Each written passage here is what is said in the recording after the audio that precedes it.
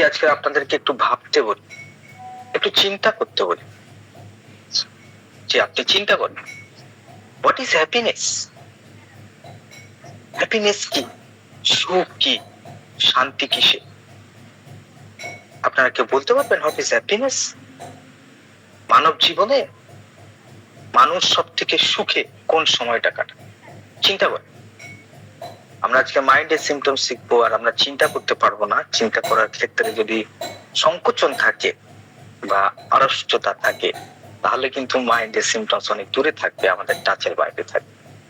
আমাদের হোমিওপ্যাথদের খুব ইন্টেলিজেন্স হতে হয় জীবন সম্পর্কে, মানুষের প্রকৃতি সম্পর্কে। ডক্টর হ্যানিম্যান বলেন, ধারণা করতে গেলে আপনি যদি হোমিওপ্যাথিক প্রপার প্র্যাকটিস করতে চান, তাহলে আপনাকে মানুষের প্রকৃতি সম্পর্কে জানতে হবে, মানব জাতি সম্পর্কে জানতে হবে, এর সঙ্গে জড়িত সমস্ত বিষয় জানতে হবে।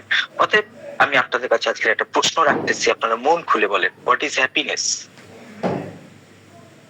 সুখ কি? শান্তি কিসে?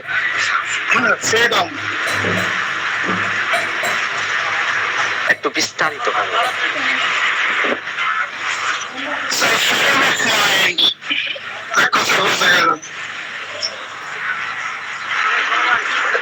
এটা কি আপনি সাধারণ পাবলিকের কাছে বলতে পারবেন? আপনি জীবনের দৃষ্টিকোণ থেকে বলেন, মেডিকেল ভাষা ওটা সাবজেক্ট, আপনার উত্তর ঠিক আছে, কিন্তু আপনাদের সাধারণ, ধরেন আপনি একটা সাধারণ মানুষকে বোঝাইতে চাইছেন অ্যাজ এ ডক্টর, যে সুখ এবং শান্তি কোথায় আছে, মানুষ কিভাবে শান্তি প্রাপ্ত হতে পারে, নিজের দৃষ্টিকোণ থেকে বর্ণনা করেন। আপনার দৃষ্টিতে শান্তি কি? সুখ কি? চিন্তা করেন। মাইন্ড ব্লোয়িং ক্লাস হবে আজকে, আপনারা যদি পার্টিসিপেট করেন। স্যার, আমাদের শৈশবের যে জীবন যাপনটা, সেখানে কিন্তু সুখ বিষয়টা জড়িত ছিল। শৈশবের যে স্মৃতি বিজড়িত আমাদের যে সময় কাটানোটা। আমি যদি আপনাদেরকে বলি যে আপনাদের মধ্যে কাউকে আমি ইউরোপের লাইফ দিতে চাই, একজন আমেরিকান, একজন বিত্তশালী মানুষ যার কোনো অসুবিধা নাই, এবং সেই ব্যক্তি ধরেন বিল গেটস এর কথা ভেবে নেন, এই যে হ্যাপি ম্যান, বা আমাদের আম্বানির কথা ভাবেন, হ্যাঁ, সে কি জীবনে সুখী?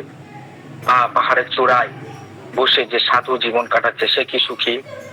আমি যদি আপনাদেরকে প্রশ্ন করি যে আপনাদের খেতে খামারে কাজ করা একজন মজদুর, সে কি খুশি লাইফে? সে কি সুখ পাইছে? খুশি কে পেয়েছে?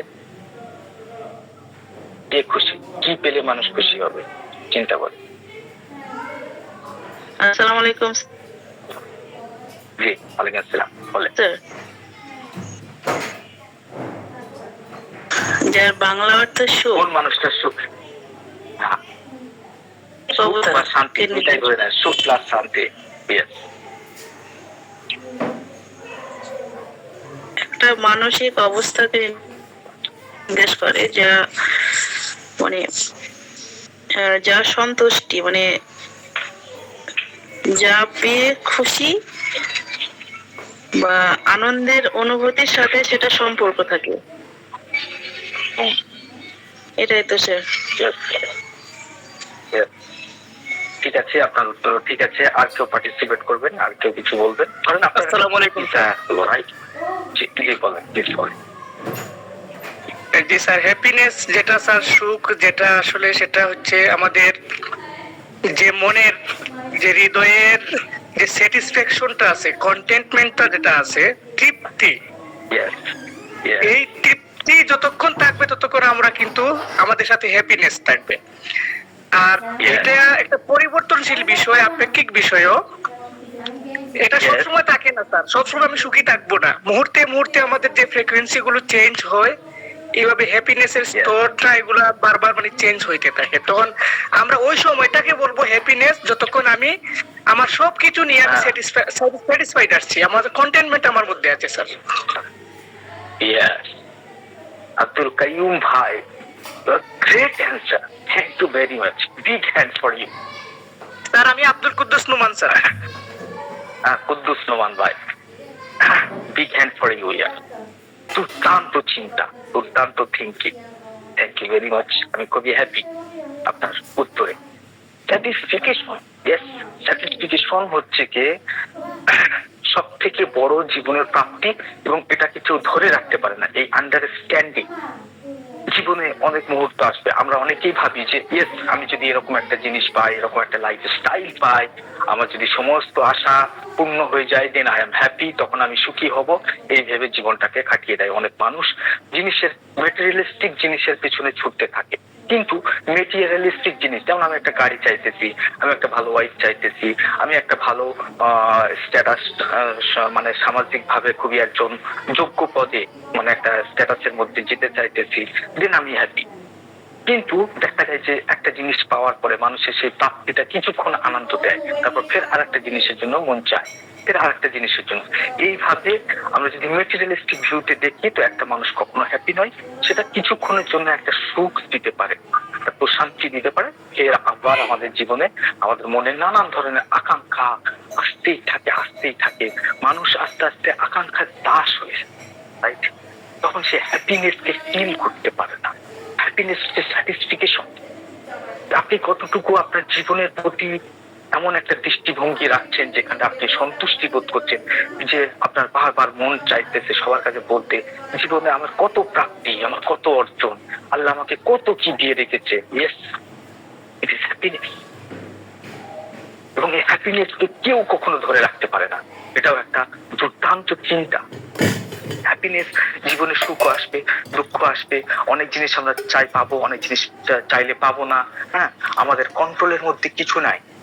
এই জিনিসটার অনুভূতি যে আমাদের কন্ট্রোলের মধ্যে, আমাদের আয়ত্তের মধ্যে কতটুকু আছে। আমরা সবকিছু প্রাপ্তির জন্য আমরা আমাদের জীবনকে অতিরিক্ত পরিমাণে প্রেসার ক্রিয়েট করি, স্ট্রেস ক্রিয়েট করি। এবং এই যে সবকিছু পাওয়া বা সবকিছু কন্ট্রোল করার ক্ষমতা কার আছে? একমাত্র আল্লাহর আছে বা ঈশ্বরের আছে। তাহলে সেই দায়িত্ব আমি নিজের উপর অর্পণ করে মানুষ বেশি দুঃখী হয়। মানুষটার জীবনে এটা পাইলো না, ওইটা পাইলো না, সেটা পাইলো না, মানে না পাওয়ার তো লিস্টে তো শেষ নাই। এই যে আমরা থিঙ্কিং করতেছি এক একজনের কাছে, যে আজকের আমি হ্যাপিনেস সম্পর্কে প্রশ্ন করলাম, এখানে কেউ বললো ফ্রিডম, কেউ বললেন হচ্ছে কি সুখ সমৃদ্ধির কথা বললেন, আবার কেউ খুব সুন্দর করে চিন্তা করলেন।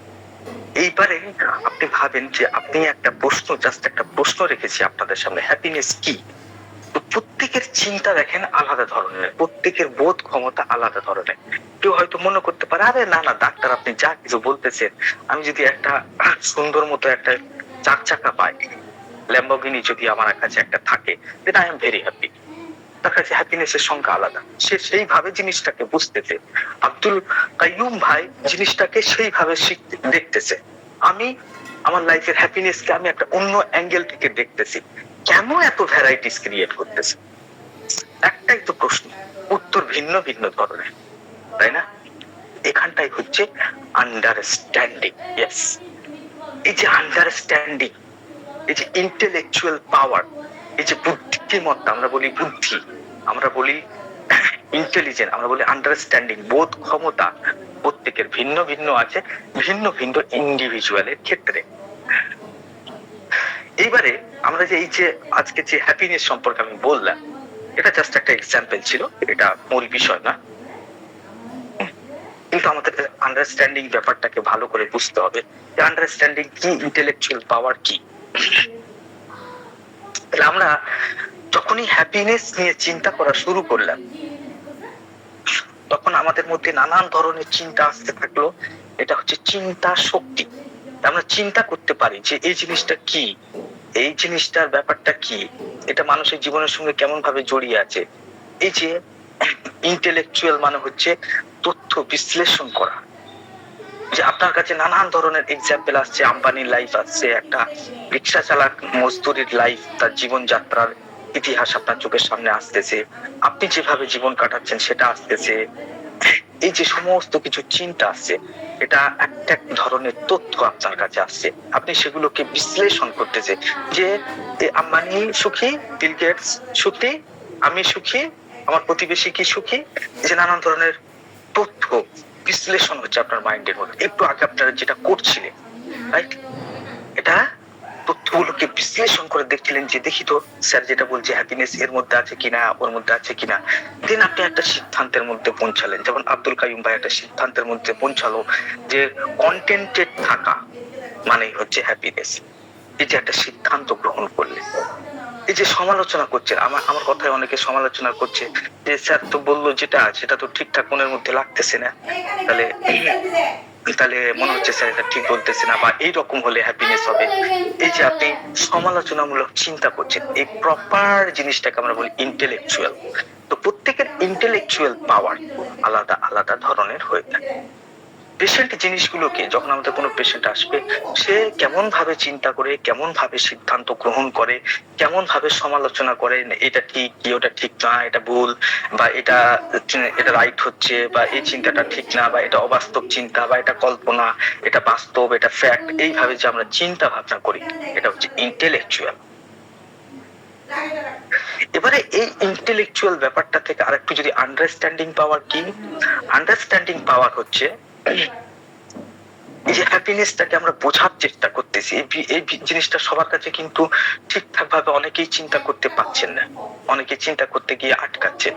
হ্যাঁ, তো এই যে বিষয়বস্তু হ্যাপিনেস, এই যে একটা বিষয়বস্তু, এটা বোঝার ক্ষমতা, এটা ধারণাকে মনের মধ্যে কনসেপ্ট করা, হ্যাঁ, নিজের মধ্যে গ্রহণ করা এবং এটাকে বাস্তব জীবনে প্রয়োগ করা, তখন আমরা বলি সেটা আন্ডারস্ট্যান্ডিং। সে ঠিকঠাক মতো বুঝেছে, যে জিনিস মানুষ বুঝে যায় সেই জিনিসটা সে প্রয়োগ করবেই।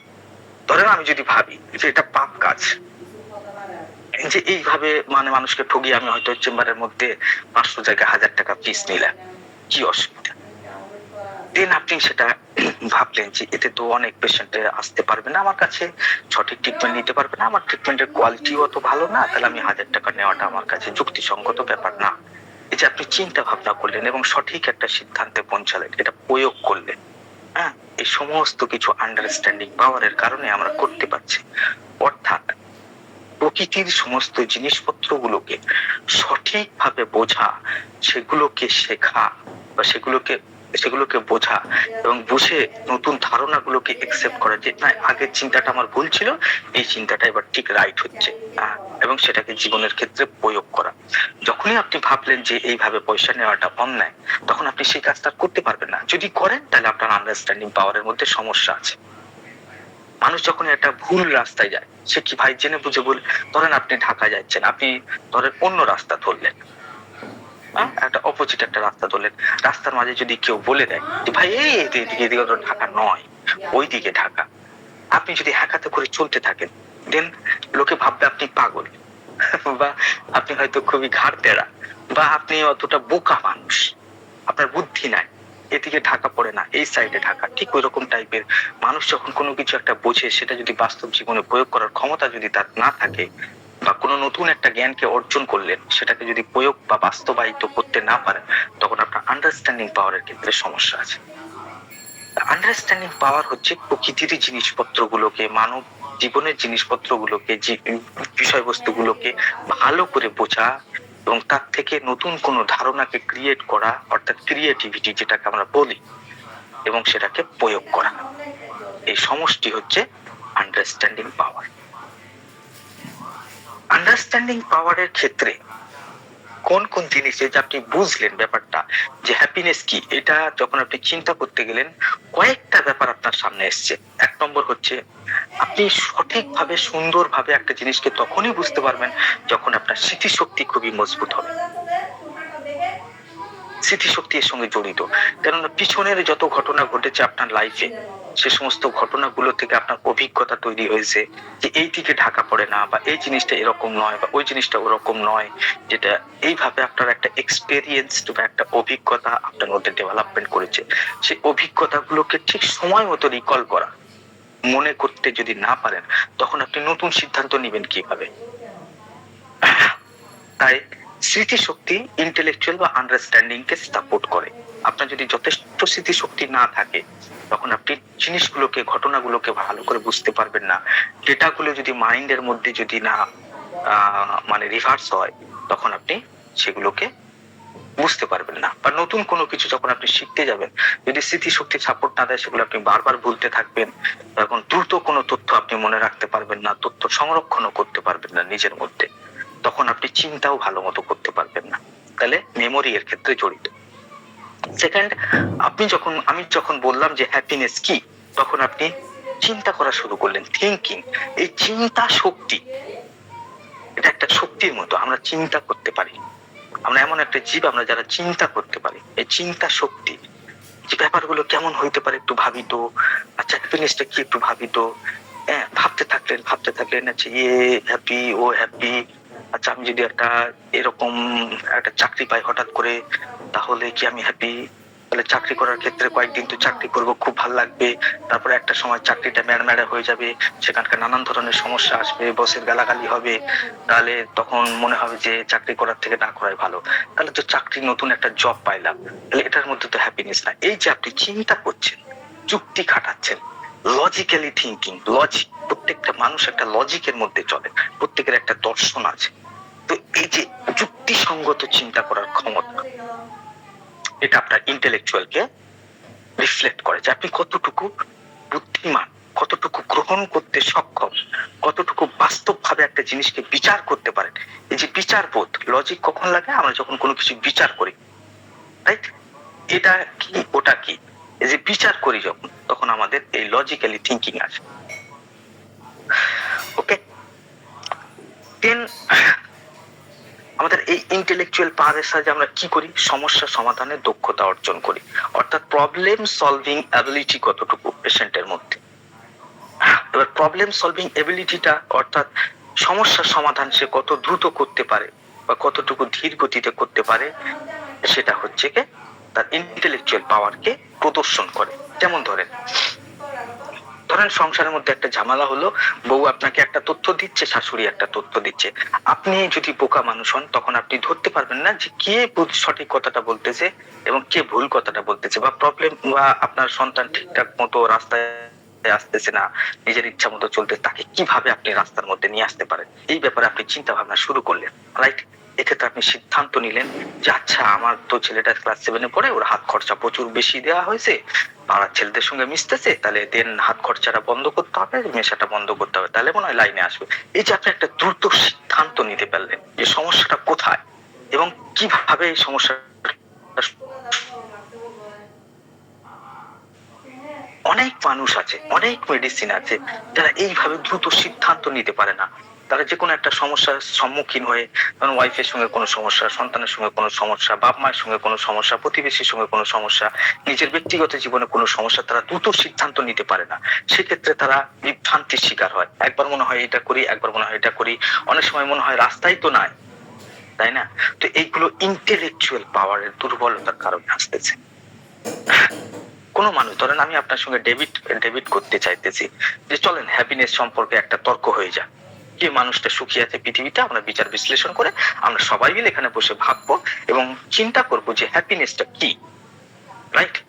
তো এই যে তর্ক বিতর্ক করার ক্ষেত্রে যাদের ইন্টেলেকচুয়াল পাওয়ার বেশি আছে, তারা 100টা তথ্য পেশ করতে পারে, 10টা যুক্তি পেশ করতে পারে। এই যে তর্ক করার ক্ষমতা, নতুন তর্ক করার ক্ষমতা কি? তথ্যগুলোকে বিশ্লেষণ করে তার ভিতরের রহস্যকে জেনে নেওয়া, তবেই তো একটা মানুষ তর্ক করতে পারে, তাই না? ধরেন আপনার প্রতি কেউ অন্যায় করতেছে, তো সেটা অন্যায়, সেটা তো তাকে বোঝাতে হবে। সেক্ষেত্রে সে বলবে না আই এম রাইট, তো আপনাকে সেটাকে, তার ভুলটাকে ধরিয়ে দিতে হবে। তো সেই ক্ষেত্রে ভুল ধরাতে গেলে যে অ্যানালাইটিক্যাল মাইন্ডসেট দরকার, যে আপনি এই ক্ষেত্রটাতে ভুল করতেছেন। তাহলে আমরা দেখলাম যে চিন্তা শক্তি এবং বিচার বুদ্ধি একটা মানুষের ইন্টেলেকচুয়াল পাওয়ারকে প্রদর্শন করে। এগুলো বলতেছি কারণ আছে। কিছু কিছু ব্যক্তি আছে যারা কিনা খুব স্লো ভাবে শেখে, তারা খুবই ধীর গতি সম্পন্ন, তাদের শেখার ক্ষমতা খুবই কম থাকে, তারা শিখতেই পারে না। নতুন কোনো জিনিস আপনি 10 বার দেখায় দেন, তারপরেও তারা সেই কাজটা করতে পারে না। বা নতুন একটা কথা আপনি 10 বার শিখিয়ে দেন, সে সেই কথাটা ভুলে যায়, বা সেই কথাটাকে সে ঠিকভাবে পাবলিক বা মঞ্চে গিয়ে ঠিক মতো ডেলিভারি করতে পারে। এক্ষেত্রে লার্নিং এবিলিটি আছে। কিছু কিছু বাচ্চার মধ্যে দেখবেন 100 বার বলে দিচ্ছেন ক খ গ ঘ, সে শিখতেই পারছে না, সে শিখতেই পারছে। ইভেন এমন ধরনের বাচ্চা আছে যারা হাঁটতে কিভাবে হয়, কথা কিভাবে বলতে হয়, সেটা সে শিখতেই পারছে না। কেন? নতুন জিনিস শেখার ক্ষেত্রে তার অক্ষমতা, নতুন কোনো জিনিসকে তার মাইন্ডে, পড়াশোনা শেখার কাজে তাদের আগ্রহ খুবই কম, উদাসীন হয়।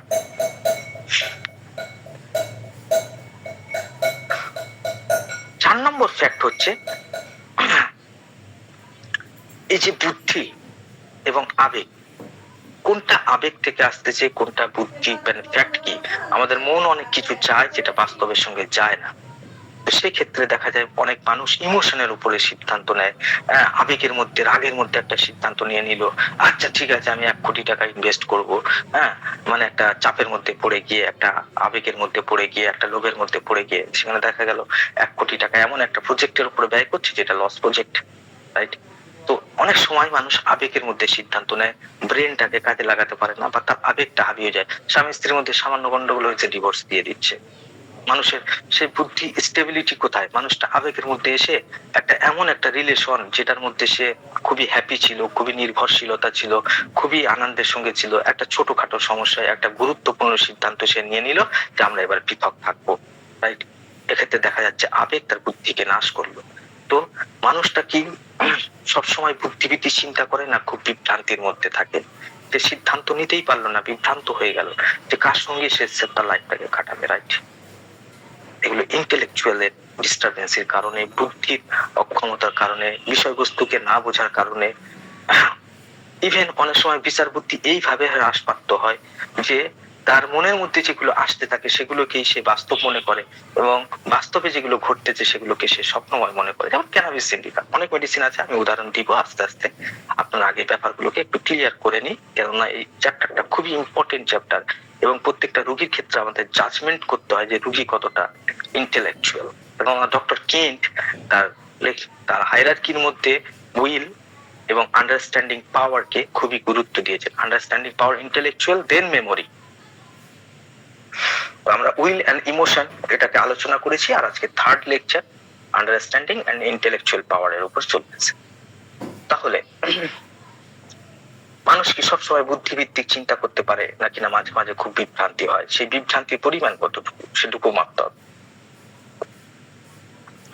ফিফথ নাম্বার হচ্ছে একটা মানুষ যে খুব সক্ষম ভাবে চিন্তা করতে পারে, খুব সক্ষম ভাবে বিচার বুদ্ধিকে প্রয়োগ করতে পারে, জীবনের সমস্ত সিদ্ধান্ত গুলোকে মোটামুটি ভাবে সে ঠিকঠাক ভাবে নিতে পারে, সে কেমন একজন ব্যক্তি? সে খুবই আত্মবিশ্বাসী, তাই না?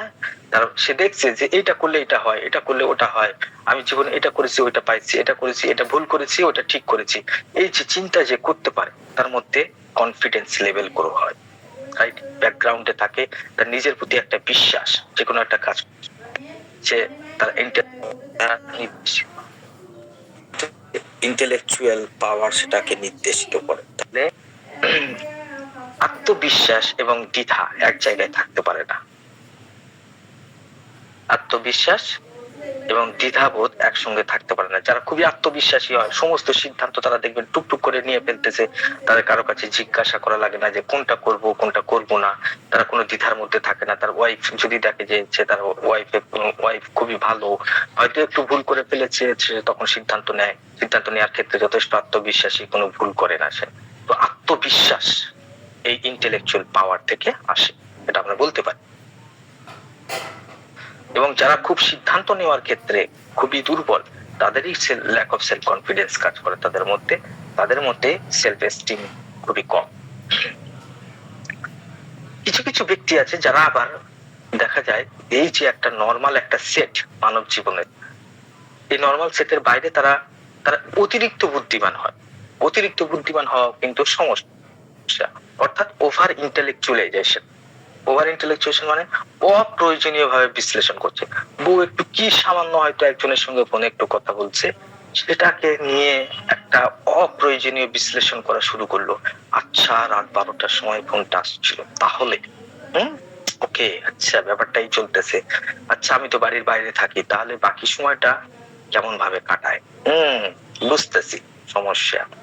আচ্ছা, আমি যদি এই পরিস্থিতিতে থাকি, আমি যদি কিছুদিনের জন্য বাইরে যাই, তাহলে আমার ওয়াইফ তো এইভাবে চলাফেরা করে, একটু বেশি সাজগুজু করে, তাহলে কিসের জন্য করে? তাই এই যে অপ্রয়োজনীয় বিশ্লেষণ, মানে ওভার ইন্টেলেকচুয়ালদের যাদের সমস্যা, তো এটাও কিন্তু এক ধরনের ইন্টেলেকচুয়ালের প্রবলেম। এটা অতিরিক্ত বুদ্ধি হওয়ার কারণে তার মাইন্ড সবসময় আইডিয়া ফ্লো হতে থাকে, এবং এগুলো বেশিরভাগ বিভ্রান্তির সৃষ্টি করে এবং মেন্টাল কনফিউশন। আবার কেউ কেউ আছে বিভ্রান্তিটা কনফিউশনটা এমন লেভেলের হয় যে তারা চিন্তাই করতে পারে না, খুবই ধীর গতিতে চিন্তা করছে। যেমন আমি বললাম হ্যাপিনেস কি, অনেকে ভাবতেই হয়তো পারেন যে হ্যাপিনেস আবার কি জিনিস, সুখ আবার কি, ভাবতেই পারছে না বা খুব ধীরে ধীরে চিন্তা করছে, রাইট? তাদের সিদ্ধান্ত নিতে গেলে সমস্যা হয় তাদের ক্ষেত্রে, রাইট? এই গেল ব্যাপারগুলো ইন্টেলেকচুয়াল পাওয়ারের সঙ্গে জড়িত বিষয়বস্তুগুলো। তাহলে ফার্স্ট হচ্ছে স্মৃতিশক্তি, সেকেন্ড হচ্ছে চিন্তা শক্তি বিচারবোধ, থার্ড হচ্ছে লার্নিং অ্যাবিলিটি বা শেখার ক্ষমতা, ফিফথ হচ্ছে আত্মবিশ্বাস আত্মসম্মান বোধ, সিক্সথ হচ্ছে অতিরিক্ত বাড়াবাড়ি পর্যায়ে বিকৃত মানসিক বিভ্রান্তি, বিকৃত মানসিকতা বা মানসিক বিভ্রান্তি। এই 6টা বিষয়ের সঙ্গে জড়িত থাকে। এবার প্রত্যেকটা আমি এক্সাম্পলের সঙ্গে ক্লিয়ার বলতেছি। যেমন ধরেন ধীর গতিতে চিন্তা করে, খুবই স্লো, সিদ্ধান্ত নিতে গেলে এই স্লোনেস এর কারণে যে চিন্তাই করতে পারছে না যে হ্যাপিনেসটা কি বা দুঃখ কাকে বলে, এই জিনিসটা চিন্তার মধ্যেই আনতে পারছে না। কি মেডিসিন হতে পারে? আপনাদের চিন্তার মধ্যে কোন মেডিসিন সবার আগে আসবে বলে? Yes, thank you very much Manik ভাই, নাসিরউদ্দিন ভাই। 12 টাকা। সে বুঝেই না যে সুখ কাকে বলে, মানে একটা নির্বোধের মতো। মানে তার সমস্যা কোথায়? তার সমস্যা হচ্ছে তার চিন্তা স্লো হয় না, তার ব্রেন এমন ভাবে গঠিত হয়, এতটা দুর্বল ভাবে গঠন, সেখানকার নিউরন বা নার্ভ গুলো এমন ভাবে কাজ করে স্লো ভাবে চিন্তা করতে থাকে। আপনি দেখবেন পেশেন্ট দেখবেন, বাস্তব উদাহরণ না দিলে আপনারা বুঝবেন না। ধরেন আপনি পেশেন্টকে জিজ্ঞাসা করলে, ভাই আপনার তো, আমরা তো সবাই সবকিছু খাই, তো মাছ মাংস ডিম দুধ কোনটা আপনার বেশি ভালো লাগে? যদি 2.5 টাকার পেশেন্ট হয়, সে কিন্তু ওখানে ভাবতেই থাকবে, আচ্ছা আমার কোনটা ভালো লাগে, মাছ তো খাই, ডাক্তার মাছও ভাল লাগে, মাংস ভাল লাগে, দুধও তো খাই আমি, আর ডিম, হ্যাঁ বিয়ে বাড়িতে খাই তো, ডিম দিলে খাই। আপনি যে কি বোঝাইতে চাইছেন সে চিন্তাই করতে পারে না যে আপনার পয়েন্টটা কোন জায়গায়। রোগী দেখতে দেখতে আপনার ফিলিংস হয়ে যায়, এটা আবার 2.5 টাকা নয় তো। যদি আপনি বলেন আচ্ছা আমার ঘুমের খুব সমস্যা, ওকে আপনার ঘুমের মধ্যে কি সমস্যা আছে? যদি দেখা যায় খুব ইন্টেলেকচুয়াল পারসন ফটাস ফটাস করে আপনাকে বলে ফেলবে যে স্যার এই ব্যাপার এরকম, আমার ঘুম আসতে দেরি হয়, মনের মধ্যে নানান ধরনের চিন্তা আসতে থাকে, আমি ঘুমাইতেই পারি না, আইডিয়া ফ্লো হতে থাকে। হ্যাঁ, হয়তো নাকসমণিকার পেশেন্ট হইলো, সে হয়তো বললো ডাক্তার আমি তো সন্ধ্যার দিকে প্রচন্ড ঘুম পাই, নাকসমণিকা খুব ইন্টেলিজেন্ট, কিন্তু ঠিক 2টা-3টার সময় আমার ঘুম ভেঙে যায়। তখন আমার মনের মধ্যে চিন্তা আসতে থাকে, আচ্ছা ওই প্রজেক্টের কাজ কেমন হচ্ছে, আচ্ছা এখানটায় তো ক্যাশিয়ার, এখানটায় মনে হচ্ছে কিছু সমস্যা করতে পারে, ক্যাশিয়ার তো নাই। হ্যাঁ, এই সমস্ত বিজনেস থট তার মাইন্ডের মধ্যে চলে আসতেছে। ফের 4টে-5টার দিকে ফের সে ঘুমায় পড়তেছে এবং তখন সে স্বপ্নময় ঘুম হইতেছে। সকালবেলা ঘুম থেকে উঠছে যখন আনরিফ্রেশিং স্লিপ, মুড খারাপ, খিটখিটে মেজাজ, বমি ভাব, এই সমস্ত নিয়ে সে উঠতেছে, রাইট? এই যে পুরো সমস্যার কথাটাকে আপনাকে এত সুন্দর করে বুঝিয়ে বললো, তার মাইন্ড কিন্তু খুবই অ্যাক্টিভ, তার চিন্তা করার ক্ষমতা কিন্তু দুর্দান্ত, সে সমস্ত কিছু পর্যবেক্ষণ করে, খুবই সজাগ তার মাইন্ড, মেন্টাল ডালনেস নেই। 2.5 টাকার ফলে এখানে চিন্তা করে এই কথাটা বলতে গেলে হয়তো তার 5বার সিটিং এ আসতে হবে, আসার পরে সে তখন আপনাকে উপর সমস্যার কথাটাকে ঠিকঠাক গুছিয়ে বলতে পারে। 5বার 10বার হয়তো বলতেই পারবে না যে তার সমস্যাটা কি, বুঝছেন? ঘুমের মধ্যে তার সমস্যাটা কি সে হয়তো বলতেই পারলো না শেষ পর্যন্ত। তো মেডিসিন ওয়াইজ আমরা যদি চিন্তা করি, তো এখানটায় চিন্তার গতি তার খুবই ধীর, সিদ্ধান্ত নিতে গেলে তার সমস্যা, কোন জায়গায় কি জিনিস হইতেছে না হইতেছে 2.5 টাকার কিছুই বোঝে না, বোঝার মতো তার ক্ষমতা নাই। কিন্তু নাকসমণিকা তাকে সেক্ষেত্রে খুব সুন্দর করে চিন্তা ভাবনা করতে পারে, রাইট? ল্যাকেসিসের কথা চিন্তা করে, ল্যাকেসিস তার প্রতিপক্ষ কি বলতে পারে, তার কথার উত্তরে তাকে কোন জায়গায় সে দুর্বল, তার দুর্বল পয়েন্টটা কোথায়, সেটুকু কিন্তু সে টুক করে বুঝে ফেলে, দেখলেই বুঝে ফেলে। কেন? তার দুর্দান্ত লজিক্যাল পাওয়ার, দুর্দান্ত চিন্তা করার ক্ষমতা, হ্যাঁ, হঠাৎ করে ধরে ফেলতে পারে, এমন একটা কথা আপনাকে মাঝপথে বলে দেবে, এরকম সাপে কামড়ালে ঠিক জায়গার মধ্যে ছোবল দেয়, ঠিক সেরকম জায়গায় আপনাকে আঘাত করবে। রাইট? আপনার দুর্বল পয়েন্ট গুলো সে জানে। ওয়াইফ তার হাজবেন্ডের সমস্ত দুর্বল পয়েন্ট কি জানে সে, এবং ঠিক জায়গা মতো আঘাত করে, বুঝছেন না? এটাও কিন্তু এক ধরনের ইন্টেলেকচুয়াল আন্ডারস্ট্যান্ডিং পাওয়ার। কোথায় সমস্যা, কিরম ভাবে কি করলে যে যে সিদ্ধান্ত সুন্দরভাবে নিতে পারছে।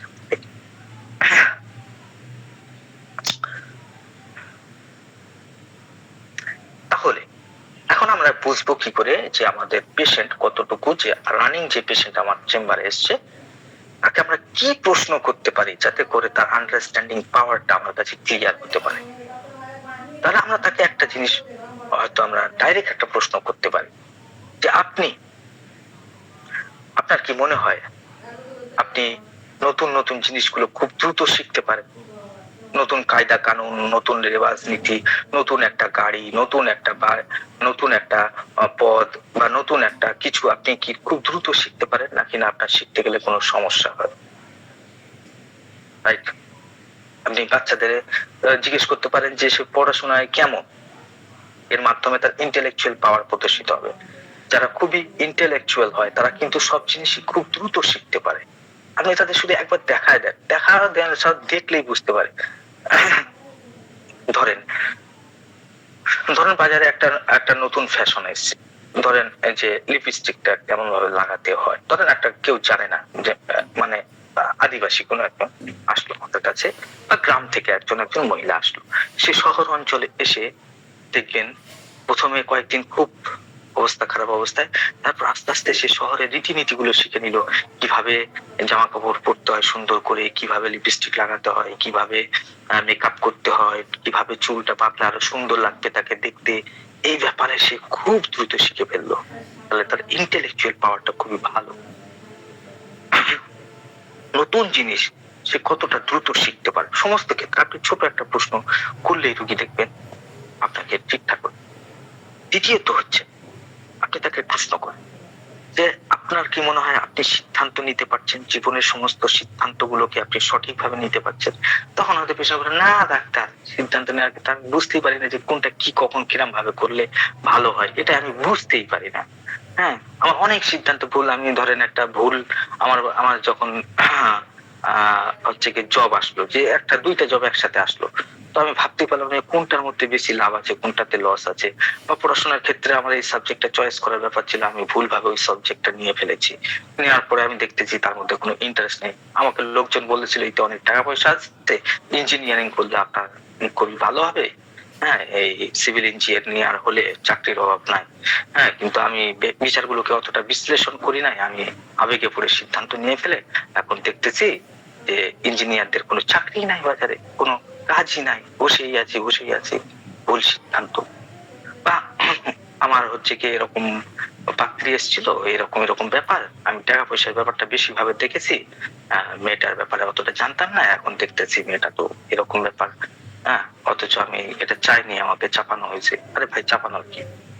আপনি সিদ্ধান্ত নিতেই পারেননি ঠিকভাবে, বেশিরভাগ সিদ্ধান্ত ভুল হয়ে গেছে। তো আপনি যদি পাস্টের তার সিদ্ধান্ত নিয়ে সে কি কি ব্যাপারে ভুল করেছে এটা যদি জানতে চান, তখন আপনি বুঝতে পারবেন শেষে। বা বাড়িতে একটা ঝামেলা হচ্ছে, আপনি কি সমস্যার সমাধান ঠিকঠাক মতো করতে পারেন? আপনার বাড়িতে ঝগড়াঝাটির সমাধান গুলো আপনার কাছে বেশি আসে। আরে না ডাক্তার, আমার বড় ভাই সবই সিদ্ধান্ত নেয়, আমি এই সমস্ত ব্যাপারে নাই, আমার এইসব ব্যাপার ভালো লাগে না। আপনি ভাববেন যে বুদ্ধ টাইপের আছে, বুঝছেন? আবার যারা খুবই ওভার ইন্টেলেকচুয়াল, তাদের দেখবেন কিছু কিছু পেশেন্ট আছে যারা হচ্ছে কি খুবই ওভার ইন্টেলেকচুয়াল, তারা হচ্ছে কি সমস্ত কিছু অতিরিক্ত বেশি বেশি বিশ্লেষণ করে। তো আপনি তাকে বলবেন যে আপনি যে ছোটখাটো ব্যাপার নিয়ে কি প্রচুর চিন্তা ভাবনা করেন, হ্যাঁ, প্রচুর বিচার বিশ্লেষণ করেন, যে ভাবতেই পাচ্ছেন না কি করবেন, ভেবেই উঠতে পারছেন না। এরকম কোন সমস্যা, তখন পেশেন্ট অবশ্যই বলবে যে ডাক্তার, আরে ভাই কি বলবো, আমার যদি সাইকেলের চেনটুকু পড়ে যায় আমার মনে হয় যে কোথায় গিয়ে সারানো যায়, কারণ ওই গ্যারেজওয়ালা এরকম, ওই গ্যারেজওয়ালা ওই রকম, বেশি টাকা নেয়, ও টাকা নেয়। দেখা যাচ্ছে এত চিন্তা করতেছে একটা বিষয় নিয়ে, অথচ দেখা যাচ্ছে খুব বেশি ব্যাপার না, 50-100 টাকার ব্যাপার, কিন্তু চিন্তা করতেছে 1000 টাকা, বুঝছেন না? তো তার ক্ষেত্রে ওভার ইন্টেলেকচুয়ালের সমস্যা আছে, তার ওভার থিঙ্কিং এর সমস্যা আছে। আপনি তাকে তাহলে এইগুলো বলার সময় যে সিদ্ধান্ত নেওয়ার ব্যাপারে কেমন, নতুন জিনিস শেখার ব্যাপারে কেমন, অতিরিক্ত বিচার বিশ্লেষণ করেন কিনা প্রত্যেক ব্যাপারে, এগুলো বলার সময় আপনি রোগীর প্রশ্ন উত্তর দেওয়ার ধরনের দিকে লক্ষ্য করুন। সে কতটা ইজি ভাবে উত্তর দিচ্ছে, কতটা আড়ষ্টতার সাথে উত্তর দিচ্ছে, কেমন ভাবে সে কথা বলতেছে, তার কথার মধ্যেই আপনি বুঝতে পারবেন তার ইন্টেলেকচুয়াল লেভেল কোন জায়গায় আছে, রাইট? আপনি তার দৈনন্দিন যে সমস্ত জীবনের কাহিনী আছে সেগুলোকে নিয়েও আপনি প্রশ্ন করতে পারেন, যে আপনার পার ডে লাইফে যে সমস্ত সমস্যা সেগুলোকে আপনি কেমন ভাবে হ্যান্ডেল করছেন, বা আপনি নতুন সিদ্ধান্ত বা গুরুত্বপূর্ণ যে সমস্ত সিদ্ধান্তগুলো আছে সেগুলো নেওয়ার ব্যাপারে আপনি কতটুকু টালমাটল করেন, নাকি না খুব দ্রুত সিদ্ধান্ত নেন, নাকি না দ্বিধাগ্রস্ত হয়ে পড়েন, অতিরিক্ত চিন্তা করেন কিনা, এই প্রশ্নগুলোর মাধ্যমেই আপনি আস্তে আস্তে পেশেন্টের ইন্টেলেকচুয়াল পাওয়ারকে আস্তে আস্তে আপনি বুঝতে পারবেন যে সে কতটুকু বুঝতে পারে, ফ্যাক্ট তথ্যকে কতটুকু বোঝে, এবং সেই অনুযায়ী সে কেমন ভাবে রিঅ্যাক্ট করে। সে তথ্য বা ফ্যাক্ট বা জীবনের ঘটনাগুলোকে সে কেমন ভাবে নেয় এবং রেসপন্স তার কেমন হয়, এই ব্যাপারটাই তার ইন্টেলেকচুয়াল পাওয়ারকে নির্দেশিত করে। ব্যাপারটা ক্লিয়ার না? রোগীর এই কথাগুলো বলার সময় রোগীর আচরণ, রোগীর শারীরিক যে সমস্ত ব্যাপার স্যাপার গুলো, যে পরিবর্তনগুলো আসছে সেগুলোকে লক্ষ্য করবেন। এইবারে ধরেন মেডিসিনের মধ্যে আমরা যদি একটু যাই,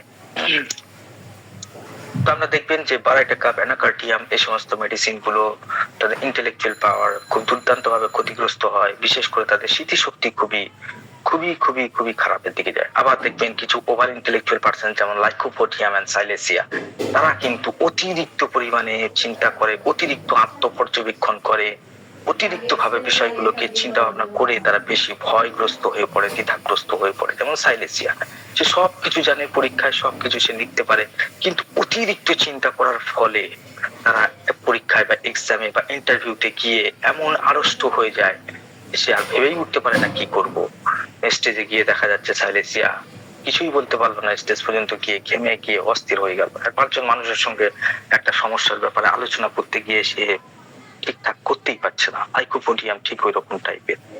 এরা হচ্ছে গিয়ে সেলফ কনফিডেন্স ল্যাকিং, এদের মধ্যে নানান ধরনের সমস্যা, এদের ইন্টেলেকচুয়াল পাওয়ার অতিরিক্ত হওয়ার কারণে বেশি বেশি সমস্যা হয়।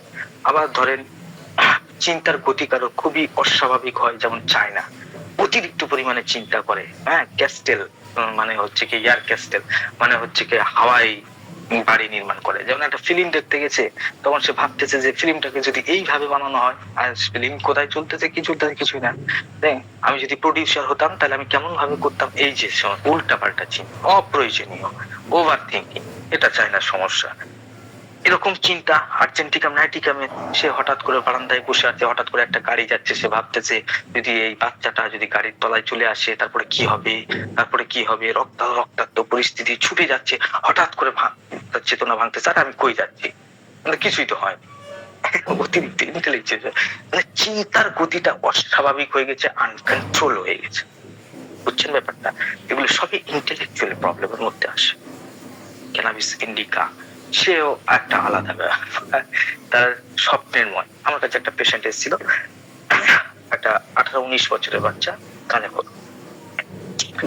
তো সে যখন আমার সঙ্গে কথা বলতেছে, আমি তাকে লক্ষ্য করতেছি যে কথা হলে স্টাইল একটা সাউথ ইন্ডিয়ান মুভির একজন নায়কের মতো তার ডায়লগ, মানে তার কথা বলা যেন একটা ডায়লগ সার্ভিস করার মতো ব্যাপার।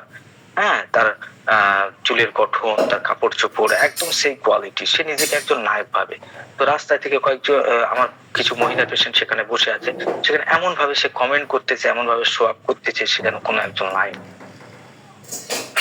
অ্যাকচুয়ালি সে কিন্তু খুবই গরিব ঘরের, মানে তার দিন আনা দিন খায় ব্যাপার, কিন্তু সে ডায়লগ করতেছে, আরে ব্যাংক থেকে টাকাটা তুলেছিস কি, মোবাইলে বলতেছে, হ্যাঁ, মানে এমন ভাবে মানে তার ডায়লগ আর কি। অ্যাকচুয়ালি সে একটা ড্রিমি স্টেজের মধ্যে আছে, ইন্টেলেকচুয়াল মানে বাস্তব ফ্যাক্টটা সে বুঝতে পারছে না যে সেই মহিলাগুলো, আমার লেডিস পেশেন্ট গুলো তাকে দেখে হাসতেছে, সে কিন্তু ভাবতেছে যে আমার দেখে হয়তো সবাই খুব আমি খুব গর্বিত ফিল করছে, কিন্তু অ্যাকচুয়ালি সে একজন বোকা। গর্দভ, তাই না? তো এই যে তার ইন্টেলেকচুয়াল পাওয়ারের সমস্যা, সে একটা ড্রিমি স্টেজের মধ্যে আছে। Cannabis indica dreamy stage. সে নিজেকে মহারাজ ভাবতে পারে, রাজা ভাবতে পারে, হাওয়ায় তার শরীরটা উঠতেছে ভাবতে পারে। এই সমস্ত তার ইন্টেলেকচুয়ালের সমস্যা। তাহলে আমরা দেখলাম ইন্টেলেকচুয়াল পাওয়ারের ক্ষেত্রে একটা গুরুত্বপূর্ণ মানসিক স্বাস্থ্যকে প্রদর্শিত করে এবং একটা মানুষের স্বাভাবিক চিন্তা, স্বাভাবিক বুদ্ধি, স্বাভাবিক একটা নর্মাল স্টেজকে ভেবে নিয়ে যে একটা স্বাভাবিক মানুষ কেমন ভাবে কথা বলে, কেমন ভাবে বোঝে, তার থেকে যখন খুব লো বা খুব হাই হবে তখন আমরা সেটাকে সিমটমসের জায়গায় দিয়ে রাখবো। আর যদি দেখা যায় না ঠিকঠাক মতো আছে, তাহলে প্যাথোলজিক্যাল স্টেজে যাচ্ছে না, কোনো সমস্যা ক্রিয়েট করছে না, তার ব্যক্তি জীবনে কোনো সমস্যা নাই, তাহলে সেগুলোকে সিমটমস হিসেবে নিয়ে বাড়াবাড়ি করা উচিত না।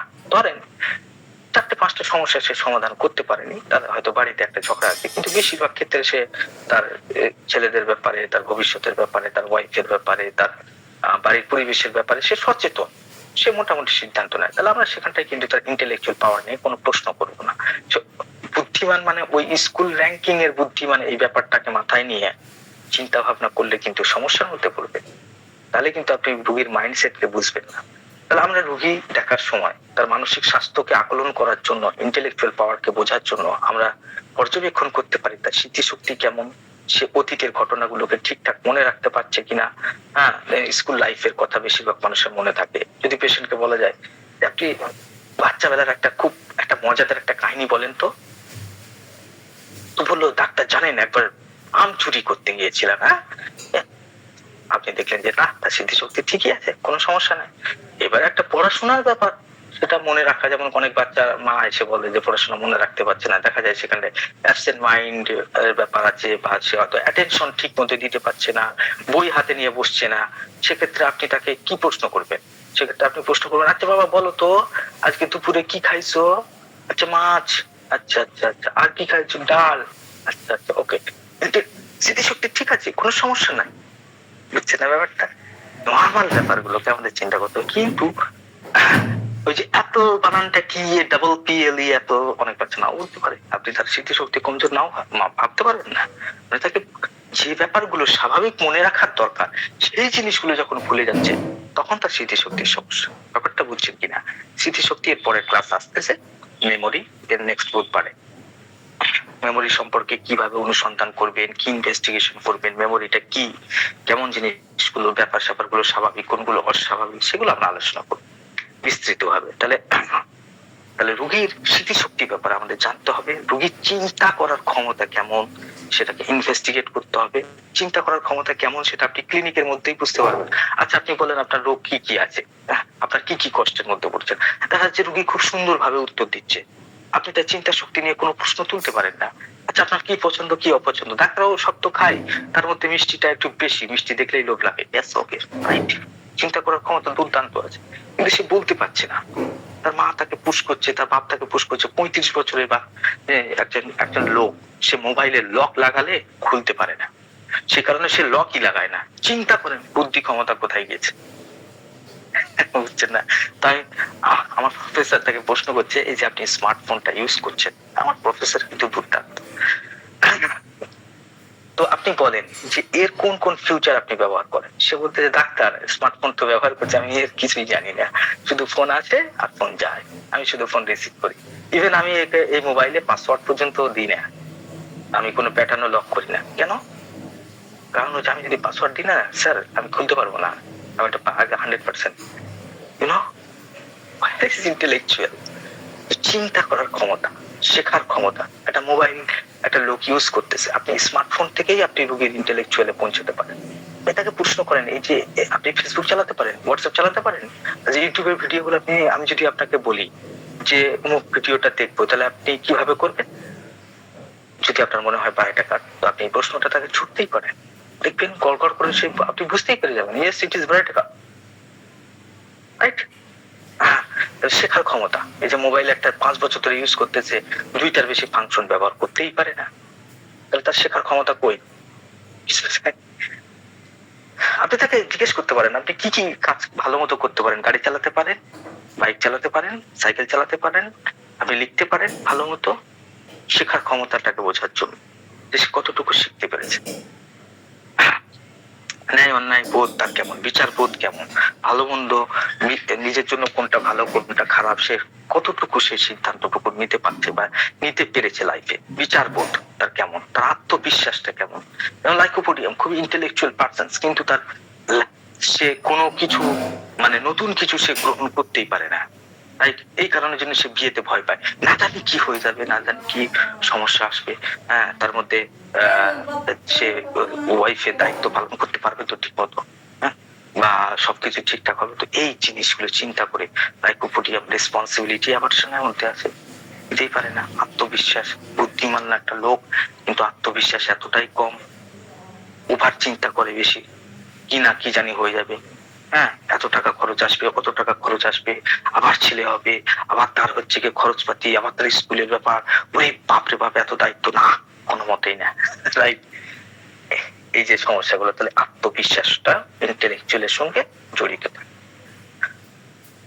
তো এই হচ্ছে ইন্টেলেকচুয়াল ব্যাপার। এবার আমরা একটু রেপার্টরির মধ্যে যাব এবং এই সিমটমস গুলোকে আমরা কিভাবে, কয়েকটা সিমটমস আমি নমুনা হিসাবে দেখাবো। অ্যাকচুয়ালি তো ইন্টেলেকচুয়ালের মধ্যে অনেক কিছু ব্যাপার চলে আসে, তো অত বিস্তৃত ভাবে তো আলোচনা করার অবকাশ নাই।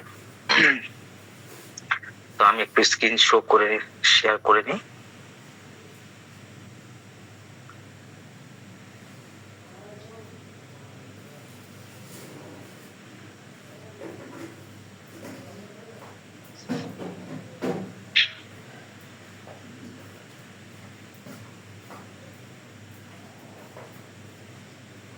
ইন্টেলেকচুয়াল ব্যাপারটাকে জানা খুবই সোজা ব্যাপার।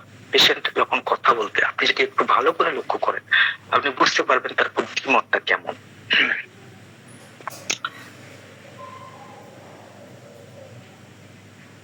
এই যেমন দেখেন, mind dullness, thinking enable to think long.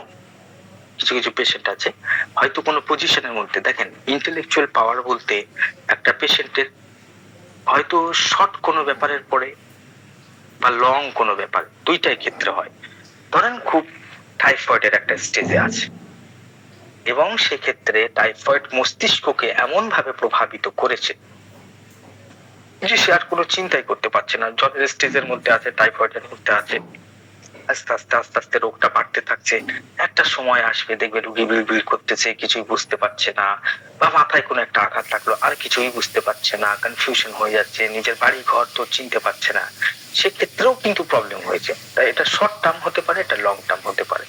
তো এই জন্য বলা যে অনেক সময় আমরা ভাবি যে বুদ্ধিমানের সে ছোটবেলা থেকে কেমন ছিল, বর্তমান স্টেজে কিরকম ভাবে, সেটা রোগ অবস্থায় হোক। ধরেন কোনো অ্যাকিউট ইনফেকশন হলো, অ্যাকিউট ইনফেকশনের পরে দেখা গেল তার বুদ্ধিমত্তা সেইভাবে কাজ করছে না, সবকিছু ভুলে যাচ্ছে, নানান ধরনের মাইন্ডের মধ্যে নানান ধরনের সমস্যা আসতেছে, ডিলিউশন হচ্ছে, হ্যালুসিনেশন হচ্ছে, সেক্ষেত্রে তার বুদ্ধিমত্তার প্রবলেমকে আমরা বিবেচনার মধ্যে রেখে ওষুধ প্রয়োগ করব। তো এখানে দেখেন enable to think long, dullness, mind এমন ভাবে ডাল হয়ে গেছে, সেটা যে কোনো কারণগত হোক, জন্মগত হোক, জিনগত হোক, অথবা কোনো রোগ ভোগার পরে, রোগের ভোগান্তির পরে হোক, সে এনি স্টেজ, এটা মাথায় রেখে চিন্তা ভাবনা করতে হবে। তো mind dullness, thinking enable to think long, অর্থাৎ সে খুব দীর্ঘক্ষণ চিন্তা করতে পারছে না। এর মধ্যে দেখেন বায়োটাকা ফার্স্ট গেট এসছে, এরপরে আসতেছে জেলসেমিয়াম। জেলসেমিয়ামে যখন ফিভার বা টাইফয়েড বা যে কোনো ডিজিজ ডেভেলপমেন্ট করে, তখন জেলসেমিয়ামের মধ্যে এক ধরনের কনফিউশন ডেভেলপমেন্ট করে, এক ধরনের ডসিনেস, ডিজিনেস, ড্রুপিং অফ আইলিড, তার নার্ভাস সিস্টেম এবং ব্রেন আক্রান্ত হয়। রাইট, এই জন্য আগেকার যুগে না এই জেলসেমিয়াম যে একটা গাছ, এই গাছের যে বিষ বা পয়জন আছে, অ্যালকোলয়েড আছে, সেগুলোকে বর্ষার মাথায় লাগিয়ে সৈনিকদের বা ছুরির মাথায় বা তরোয়ালের মাথায় লাগিয়ে রোগীকে আক্রমণ করা, মানে সৈনিকদেরকে আক্রমণ করা হতো, মানে লড়াই করতো তারা। এই জেলসেমিয়ামের বিষ যখন শরীরের মধ্যে প্রবেশ হয়, তখন ইন্টেলেকচুয়াল স্লো হয়ে যায়, তখন তার মধ্যে আস্তে আস্তে ক্লান্তি ভাব চলে আসে, ব্রেন আচ্ছন্ন হয়ে যায়, কোনো কিছু চিন্তা করতে পারে না, আস্তে আস্তে নার্ভাস সিস্টেম গুলো দুর্বল হতে থাকে, একটা তার মধ্যে হাত পা কাজ করে না, অবশ ভাব লাগে, ঝিনঝিন করে, muscles refuse to obey the wills, অর্থাৎ মাসেলস গুলো আর উইল পাওয়ারের মধ্যে, কন্ট্রোলের মধ্যে থাকে না। এইভাবে যেতে যেতে একটা সময় তার শ্বাসরোধ হয়ে মারা যায়। এই জেলসেমিয়াম, চিন্তা করতে পারে না, ড্রসিনেস, একটা তন্দ্রাচ্ছন্ন ভাবের মধ্যে পড়ে থাকে। বাস্তব বাস্তবতার সঙ্গে সে তখন পার্থক্য করতে পারে না, কোন জায়গায় কেমন ভাবে কি পরিস্থিতিতে আছে। চ্যালসিয়াম, এই জন্য পিকটিক অ্যাসিড, ফসফরিক অ্যাসিড, এরা এসছে ফসফরাস, এরা এসছে ক্যালিয়াম ফস, ক্যালিফস, এটা একটা গুরুত্বপূর্ণ মেডিসিন। এই সমস্ত পেশেন্ট গুলো ফসফরিক অ্যাসিড বা ক্যালিফস Oof, no.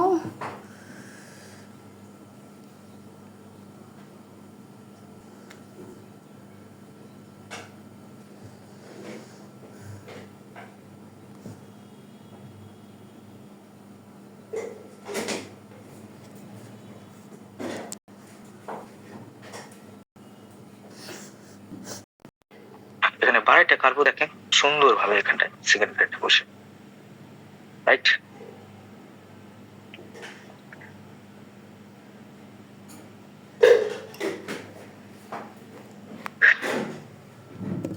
ইররেজুলেশন, এই যে সিদ্ধান্ত নেওয়ার ব্যাপার, আপনি কেমন ধরনের এই প্রশ্নটা করলেন, তখন দেখলেন যে তাকে 5টা প্রশ্ন করছেন, সে কিছুই বুঝতে পারছে না। আপনার প্রশ্নের কোনো ধার মানে কি জিনিসটা আপনি জানতে চান সেটা সে ভাব নিতেই পারছে না মনের মধ্যে। তো ইররেজুলেশন অ্যাক্সিং মানে ব্যবহারের মধ্যে, কাজকর্মের মধ্যে তার মধ্যে সিদ্ধান্তহীনতা সৃষ্টি হচ্ছে। সে বুঝতেই পারছে না, সে সিদ্ধান্ত নিতে পারছে না, ডাক্তারকে সে কি বলবে, তার প্রবলেমটাকে সে বুঝাইতেই পারছে না। এখানে দেখেন পালাইটা কাপ ফার্স্ট গ্রেডে আছে, ওনোসোমোডিয়াম আছে, লাইকোপোডিয়াম যে ওভার থিঙ্কিং এর মধ্যে আছে, ক্যালিয়াম সাল, সিম্পাইটাম, এই সমস্ত মেডিসিন গুলো তখন খুবই গুরুত্বপূর্ণ, রাইট?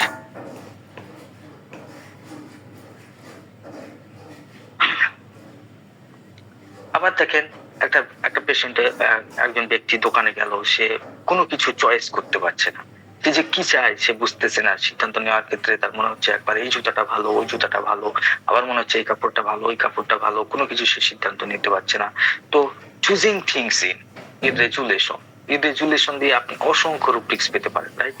এগুলোকে আপনারা বাড়তি টাইমে বসে বসে দেখবেন এবং বোঝার চেষ্টা করবেন।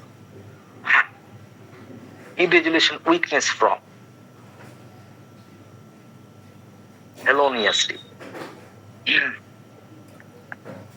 দুর্বলতার কারণে, কোনো রোগ ভোগার কারণে তার মধ্যে এক ধরনের আগে খুবই ভালোভাবে চিন্তা ভাবনা করতে পারতো, সেটা এখন আর নিতে পারছে না।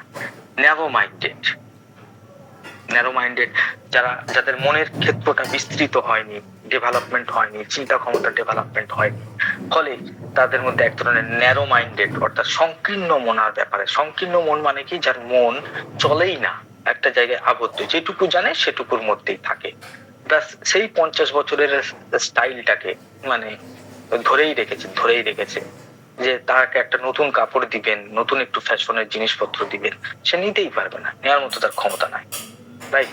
বা নতুন একটা বাড়িতে, এই ফ্ল্যাটে অনেক বছর হয়ে গেছে, আর একটা নতুন ফ্ল্যাট নিয়ে সেখানে থাকবো, এই সমস্ত ব্যাপারে সে ঝুঁকি নিতে চায় না। তো ন্যারো মাইন্ডেড, সংকীর্ণ মনা।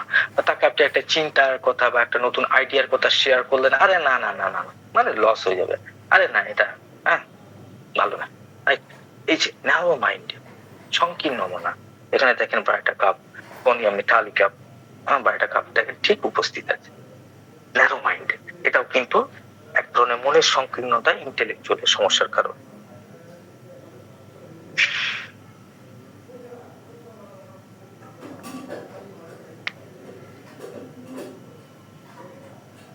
ইররেজুলেশন আইডিয়াস ইন, কোন একটা আইডিয়া যে এই কাজটা করলে কেমন হয়, ওই কাজটা করলে কেমন হয়, সে ব্যাপারে সে সিদ্ধান্ত নিতে পারে না। প্রজেক্ট ইন, দেখেন baryta carb, nux moschata, onosmodium, first grade medicine, projecting অর্থাৎ সিদ্ধান্তহীনতা বা ইররেজুলেশন, সিদ্ধান্তই নিতে পারে না। প্রজেক্টিং, প্রজেক্ট মানে কি? কর্ম পরিকল্পনা। অর্থাৎ আপনি যে একটা বিল্ডিং খাড়া করতে চাইছেন বা আপনি যে একটা ব্যবসা প্রতিষ্ঠান তৈরি করতে চাইছেন, সেটা কেমন কর্ম পরিকল্পনার মধ্যে দিয়ে বাস্তবায়িত করবেন, তার জন্য আমরা একটা মনে মনে খাতা কলমে না হলেও অনেক সময় আমরা মনে মনে চিন্তা করি যে এইভাবে 1 লাখ টাকা আমার কাছে আছে আর 50,000 টাকা আমাকে মার্কেট থেকে লোন তুলতে হবে, তাহলে 1.5 লাখ টাকা হলো। কারণ 1.5 লাখ টাকা নিয়ে অমুক দোকানে যাব, গিয়ে বলবো 50,000 টাকা আমাকে বাকি দিতে হবে, 2 লাখ টাকা সামান দেন। এই 2 লাখ টাকা নিয়ে রাস্তার কোলে এরকম একটা 2 কামরা ঘর এরকম ভাবে করবো, মিস্ত্রি খরচে এই ব্যাপারটা। এই যে একটা প্রজেক্ট, একটা কর্ম পরিকল্পনা। বা আমি হোমিওপ্যাথিটা শিখতে চাইতেছি, তাহলে কেমন ভাবে শিখতে পারি, তার জন্য একটা কর্ম পরিকল্পনা। এই কর্ম পরিকল্পনাটুকু করার ক্ষমতা কোনো কোনো পেশেন্টের মধ্যে থাকে না, যে প্রপারলি ভাবে পরনির্ভরশীল হয়ে যায়। তখন সে কাকার কাছে ছুটে যায়, মাতুব্বরের কাছে ছুটে যায়, আচ্ছা ভাই জান আমার এই একটা ব্যাপার আছে, এইটাকে কিভাবে করা যেতে পারে। প্রজেক্টের ব্যাপারে রেজুলেশন, কর্ম পরিকল্পনা, কর্ম বাস্তবায়নের ক্ষেত্রে তাদের সমস্যা হতে থাকে। তার মধ্যে ফার্স্ট গ্রেডে দেখেন ব্রাইটাকার বসে আছে, এছাড়াও আছে অন্যান্য মেডিসিন গুলো। এগুলোকে ভালো করে পড়বেন এবং ম্যাথমেটিকা খুলে বোঝার চেষ্টা করবেন যে সমস্যাটা কোন জায়গায় কেমন ভাবে আসতেছে। আবার দেখেন ছোট্ট ছোট্ট পারিবারিক বিষয় যেগুলো নিয়ে সে সমাধানই করতে পারে না, যে মেয়েটা এইভাবে বলতেছে, মেয়েটার এই সমস্যা হইতেছে, কোন ডাক্তারের কাছে নিয়ে যাব, গেলে এই সমস্যাটা সমাধান হবে। বা ছেলের এই সমস্যাটা হইতেছে, তার স্কুলের মধ্যে এরকম সমস্যা হইতেছে, তাহলে কি করলে প্রবলেমটাকে সলভ আউট করা যায়। সে এই সমস্ত ছোট্ট ছোট্ট ব্যাপারে সে সিদ্ধান্ত নিতে পারছে না, তখন আপনি এই রুব্রিক্সটাকে প্রয়োগ করতে পারেন যে ইররেজুলেশনস অ্যাবাউট ট্রাইফেলস, ছোট্টখাটো বিষয়ের উপরেও সে সিদ্ধান্ত নিতে পারে না। এখানে দেখেন ব্রাইটাকার, সিম্পাইটাম, লাইকোপোডিয়াম, এই সমস্ত মেডিসিন গুলো আছে। হেমামালিস, গ্যারাফাইটিস।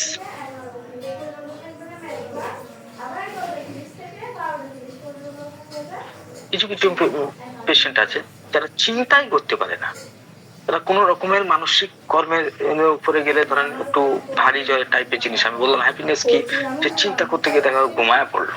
মানে মেন্টাল এক্সজশন করার ক্ষমতা, মানসিক মনটাকে বা বুদ্ধিটাকে যে খাটানোর ব্যাপার, সেটা করাটা তার পক্ষে এক প্রকার অসম্ভব ব্যাপার, এক প্রকারের অসম্ভব ব্যাপার হয়ে যায়। চিন্তায় সে করতে পারে না, মনটাকে সে খাটাইতে পারে না, বুদ্ধিটাকে সে প্রয়োগ করতেই পারে না। তার মধ্যে প্রচন্ড ক্লান্তি চলে আসে, অবসাদ চলে আসে, মাইন্ডের মধ্যে ডালনেস চলে আসে, জড়তা চলে আসে, কোনোভাবে সে চিন্তা করে উঠতে পারে না কি করা উচিত। এখানটা natrum curve first grade medicine, এছাড়াও অন্যান্য মেডিসিন গুলো আছে নির্দিষ্ট স্টেজের মধ্যে গিয়ে তাদের এই সমস্ত সমস্যাগুলো রিফ্লেক্ট করে। প্রত্যেকটা ব্যাপারে যারা খুবই ওভার অ্যাক্টিভ, একটা সময় তারা কিন্তু স্লো হয়ে যায়। মাইন্ডকে তারা খাটা যাবে নাকসমিকা, এখানে কেন আছে নাকসমিকা, তো খুবই চালাক, আমি একটু আগে বললাম, খুবই চতুর একটু আগে বললাম। কিন্তু নাকসমিকা ব্যাপারটা আপনি এইভাবে বুঝতে পারেন যে নাকসমিকা সারা জীবন খুবই ডু অ্যান্ড ডাই নীতিতে বিশ্বাস করে, হয় করবো নয় মরবো, এরকম টাইপের তার চিন্তা থাকে। যে সকাল থেকে নিয়ে সন্ধ্যা পর্যন্ত অফিসের মধ্যে নানান ধরনের প্রজেক্টের উপরে, নানান ধরনের কর্ম পরিকল্পনার উপরে, নানান ধরনের অ্যাচিভমেন্টের উপরে ফোকাস করতে থাকে, রাত দিন কাজ করতে থাকে। যখন সে কাজ করতে পারে না, যখন একটু ক্লান্তি লাগে, কফি চা ড্রাগস এই সমস্ত নিতে থাকে, কাজ করতে থাকে। এইভাবে চলতে চলতে বছরকে বছর ধরে চলতে একটা সময় এমন একটা প্যাথোলজিক্যাল স্টেজ চলে আসে, তখন আর নাকসমিকা চিন্তা করার ক্ষমতাই রাখে না। তখন ছোটখাটো ব্যাপারে সে এত সেন্সিটিভ হয়ে পড়ে, রাগ করতে থাকে, ঘরমার করতে থাকে, সুইসাইডের থট তার মধ্যে চলে আসতে থাকে। এইভাবে চলতে একটা সময় তার ব্রেন আর কাজ করতেই থাকে না, প্রচন্ড মাথা যন্ত্রণা হয়। একটু অফিসের ব্যাপারে, একটু কর্মচারীদের ব্যাপারে, একটু বাড়ির ব্যাপারে চিন্তা করলে প্রচন্ড মাথার যন্ত্রণা, যেন মনে হয় মাথাটা ফেটে যাচ্ছে, এরকম যন্ত্রণা আসে। আস্তে আস্তে তার চিন্তা করার ক্ষমতা লোপ পাইতে থাকে। ওভার এক্সজর্শন, মাইন্ডের এক্সজর্শন। নাকসমিকা কি করে, অফিসের মধ্যে এসি রুমের মধ্যে বসে বসে শুধু মস্তিষ্ক পরিচালনা করতে থাকে। একটা সময় তার মধ্যে এই ধরনের ডিসেবিলিটি চলে আসে, তখন নাকসমিকা দেওয়া প্রয়োজন পড়ে। তো মেডিসিনকে এইভাবে বিবেচনা না করা, এটা কিভাবে করতে পারে, তো বুদ্ধিমান, কিন্তু এখানটায় রুব্রিক্সের মধ্যে নাকসমিকা কেন আসলো, সেখানে আপনার চিন্তা করতে হবে কিভাবে এই প্রসেসটা কমপ্লিট হয়ে একটা সময়, তো যে জিনিসকেই আপনি অতিরিক্ত অপব্যয় করবেন, সেই জিনিসটা একটা সময় আপনাকে কষ্ট দেবে, বা সেই সময় একটা ডিসএবিলিটি ক্রিয়েট করবে। কারণ আমাদের শরীর একটা, মাইন্ড একটা, ব্রেন একটা ব্যালেন্সের মধ্যে চলতে থাকে। এই ব্যালেন্সকে যখনই ডিসব্যালেন্স করবে, তখন সে একটা সময় গিয়ে অক্ষমতা তৈরি করবে। তিনি সবসময় ব্যালেন্সড চেষ্টা করতে হয়, ব্যালেন্সড ব্যালেন্স। আর রোগীর মধ্যে এটাই দেখতে হয় যে সেই ব্যালেন্সটা কেমন ভাবে নষ্ট হয়েছে, এবং সেই ব্যালেন্সটাকে আমি মেডিসিনের দ্বারা কিভাবে ঠিক করতে পারি, এবং কোন কোন মেডিসিন এই ব্যালেন্সটাকে ক্রিয়েট করতে পারে। তাই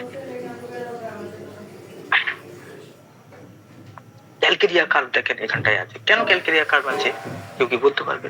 ক্যালকেরিয়া কার্ভ এরকম টাস্ক ওরিয়েন্টেড মাইন্ড, সে সবসময় তার সিকিউরিটি, তার ওভার সিকিউরিটির দরকার, এই কারণে সে কাজের পর কাজ। ক্যালকেরিয়া কার্ভ কিন্তু আবার অনেক ক্যালকেরিয়া কার্ভ কিন্তু আবার খুব লেজি, আবার অনেক ক্যালকেরিয়া কার্ভ কাজ ছাড়া কিছুই বোঝে না, যে কন্টিনিউয়াসলি কাজ করতে থাকে। ক্যালকেরিয়া কার্ভ মাইন্ডকে কন্টিনিউয়াসলি পরিশ্রম করাইতে থাকে। টাস্ক ওরিয়েন্টেড টাস্কের মধ্যে থাকে, সমস্ত রকমের বিপদ আপদ থেকে বাঁচার জন্য, একটা ভালো সিকিউরিটি, একটা লাইফ পাওয়ার জন্য সে কন্টিনিউয়াসলি কাজ করতে থাকে।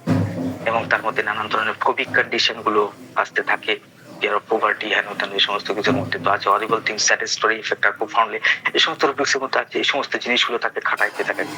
একটা সময় ক্যালকেরিয়া কার্ভের মধ্যেও এই ধরনের সমস্যা চলে আসে।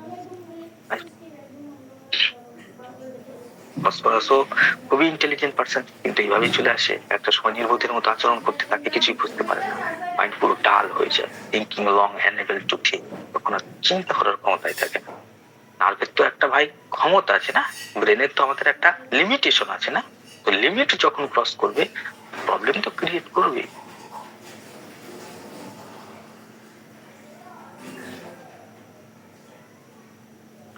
স্টার্টিং ডিফিকাল্টিস,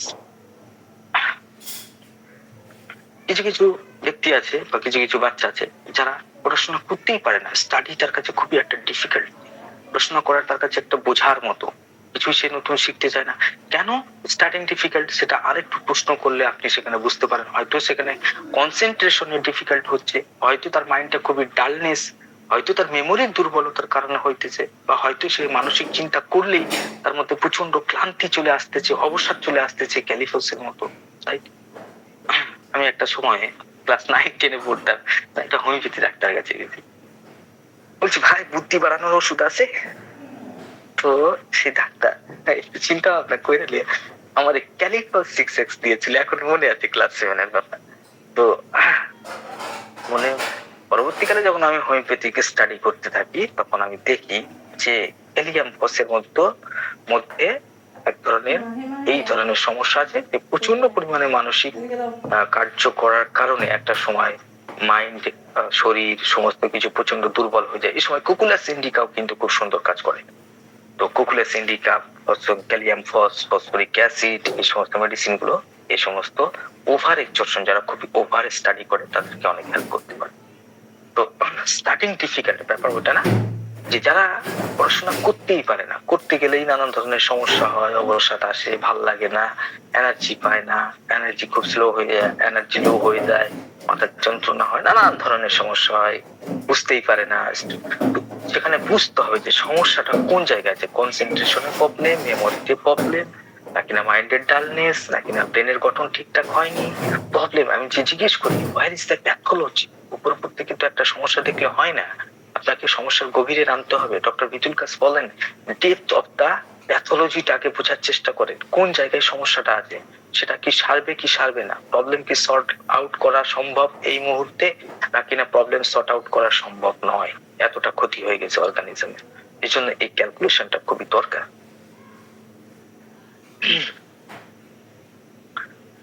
তো এই ক্ষেত্রে আমরা দেখতে পাচ্ছি অ্যাগারিকাস, আপনাদের অ্যানাকার্ডিয়াম চলে এসছে দেখেন, আপনাদের বারাইটা কার্ভ চলে এসছে দেখেন, ফসফরাস চলে এসছে। এক্ষেত্রে এরা হচ্ছে স্টার্টিং ডিফিকাল্টিস অনেক সময় হয়। এটা ওভারঅল রুব্রিক্স, কিন্তু আরো ডিপে যেতে হবে। কিছু কিছু ব্যক্তি আছে চিন্তাই করে না, মানে চিন্তা করতেই তার পছন্দ না, যে কোথাকে একটা জিনিস ভাব পারে। আমি আপনাকে জিজ্ঞেস করবো হ্যাপিনেস কি, আরে কি সব ফালতু প্রশ্ন, এই সমস্ত লাইফে খেদে কাজ নাই, খাওয়া দাওয়া ঘুমা ভাই, এত চিন্তা করে কি লাভ, এই সমস্ত কথাবার্তা গুলো অ্যাকচুয়ালি চিন্তা করাটা পছন্দ নয় তাদের কাছে। চিন্তার ব্যাপারটাই তাদের কাছে, যে কোনো কিছু একটা ভাবতে বলবো, সেই জিনিসটা সে পছন্দ করে না। রাইট?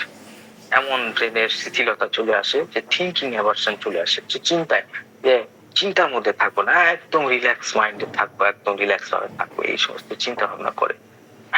এক্ষেত্রে মস্কেটা, ফসফরিক অ্যাসিড, ফসফরাস, তারপর আপনাদের চায়না ব্যাপটিসিয়া, চায়না কত দুর্বল একটা মেডিসিন, তাই না? সর্বদৈহিক ভাবে এত দুর্বল হয়ে গেছে, তারা যে চিন্তা করতে বললেই তো সে চিন্তা কেন করবে? সে চিন্তা করার মতো ক্ষমতা নেই তার শরীরে। লিকুইড টিকুইড ফ্ল্যাট ফ্ল্যাট লস টস হয়ে গিয়ে একটা অদ্ভুত ইয়ে করবে। সে করবে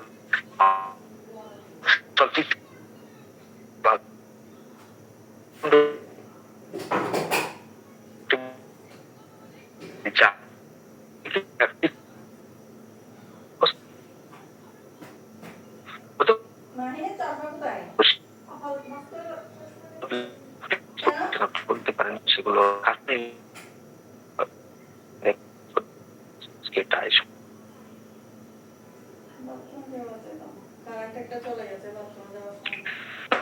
কেন আপনাকে বলতে পারবো?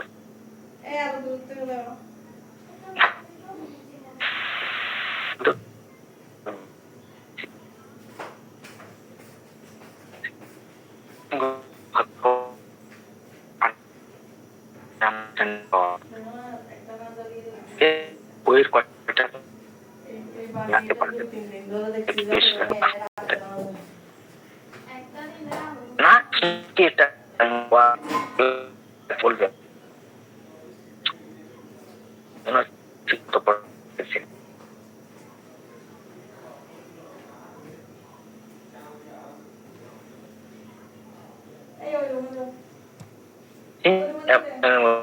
এটা হসপিটাল মাইন্ডসেট মাইন্ডের কি কিন্তু করেন উত্তর দেওয়া যায়।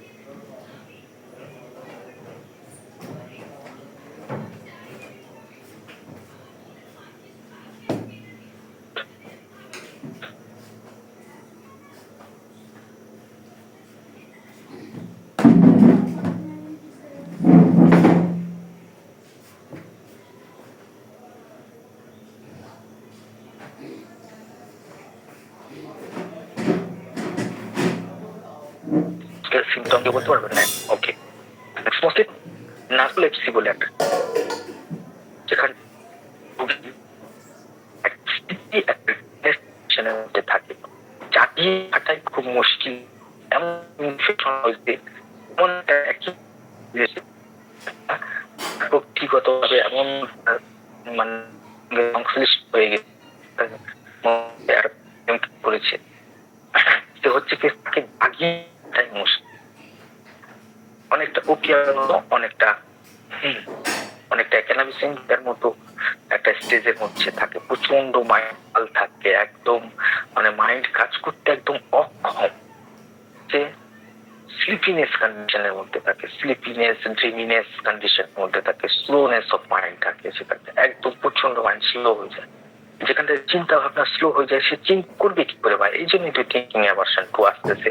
আপনি ভেবে দেখেন যে ধরেন একটা রুগীরে খুব একটা জাতীয় কোনো কিছু খাইয়ে দিলেন হোটেলে, ধরেন বারের মধ্যে কেউ তাকে কিছু নেশার মতো জিনিস খাইয়ে দিল অ্যানেস্থেসিয়া টাইপের, তখন দেখবেন সে হচ্ছে কি তাকে জাগিয়ে রাখাটাই খুব মুশকিল। হ্যাঁ, সে জেগেই থাকতে পারছে না, ঘন ঘন চোখ ঝাপটা। এই হোয়াট ইজ হ্যাপিনেস সে কি বলবে? একটু উত্তর দিতে পারবে? সম্ভব না, সম্ভব না। এই যে মাইন্ডের স্লিপিনেস এবং ডালনেস কন্ডিশনের জন্য মস্কিটা থিঙ্কিং অ্যাভারশন হতে আছে খুবই ইজি উত্তর।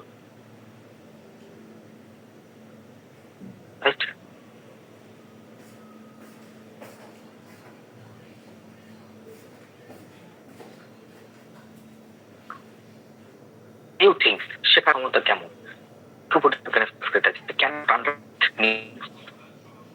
নিউ থিংস, অর্থাৎ কোনো কিছু দায়িত্ব নতুন ভাবে নিতে পারে, আন্ডারটেকিং নিউ থিংস দিনের মধ্যে নিতে খুব একটা চলে যায়। ওকে, কোনো কোনো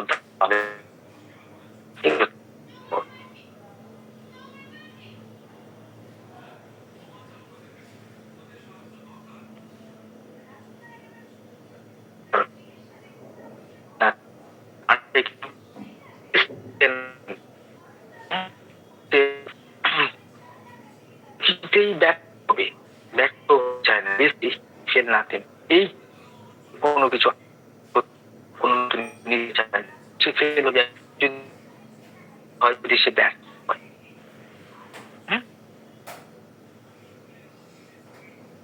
এই কারণে অনেক সময় এড়িয়ে গেলে এই ক্ষেত্রে নাক্সভমিকা কেন এসছে আপনারা বলতে পারবেন? আজকে নাক্সভমিকা থেকে ভয়ঙ্কর ভাবে পরাজিত হয় খুব একটা মাইন্ড স্টেট ডেভেলপমেন্ট ফেল হয়ে যাওয়ার পরে নাক্সভমিকা সদা সর্বদা জীবনে বিজয় লাভ করতে চায়। সে যদি নাচতে চায়, 5 বার যদি তাস খেলে তাকে জিততে হবে। সে যদি স্টুডেন্ট হয় তাকে গ্রেড এ গ্রেড সবকিছু এ প্লাস গ্রেডে থাকতে হবে, নাহলে তার সমস্যা। কেন? সে হচ্ছে জীবনে খুবই উচ্চাকাঙ্ক্ষী। এই জন্য সামান্য সামান্য ফেল করে যেতে পারে এমন কোন প্রজেক্টের মধ্যেও হাত দেয় না, হাত দিতেও চায়।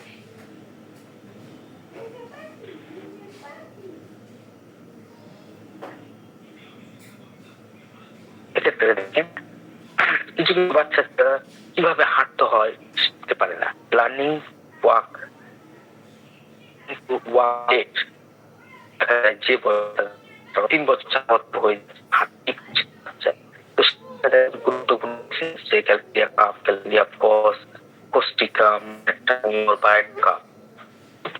এখানে কিন্তু আছে, এখানে শুধু লেট হাঁটতে, কিন্তু আন্ডারস্ট্যান্ডিং পাওয়া কমের জন্য শিক্ষা বাকি চিকিৎসাকে এখানটা কি আন্ডারস্ট্যান্ডিং পাওয়ার তো ভালো, তাহলে দেখতে পাচ্ছি কেন ক্যালকারি মধ্যে এবং ক্যালকেরিয়া ফসের মধ্যে অ্যাসিমুলেশন অফ ক্যালকেরিয়া অর্থাৎ ক্যালকেরিয়ার অ্যাবজর্বেশন পাওয়ার কম, সেই কারণে হাড্ডি গুড্ডি গুলো ভালো করে মজবুত হয়নি, সেই কারণে হাড্ডি লেট হয়।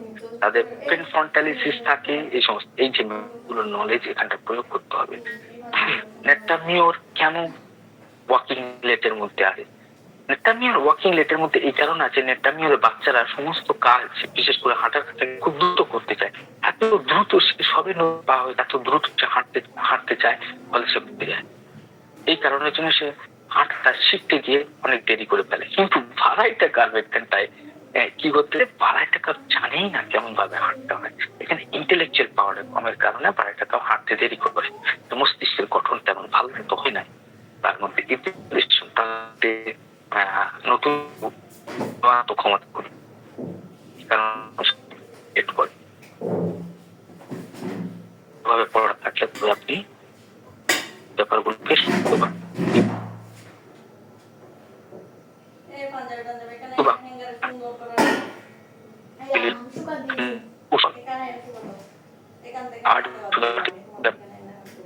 যে কোনো ঔষধ কলা কলা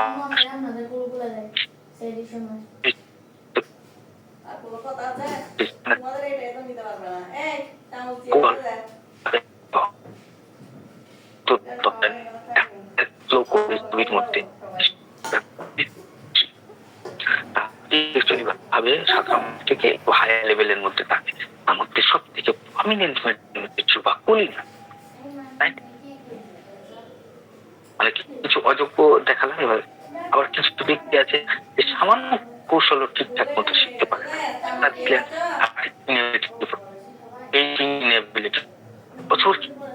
মধ্যে আছে বছর অঙ্কন সেটার মধ্যে পড়ে আছে, কিন্তু একটা ছবি আঁকতে পারে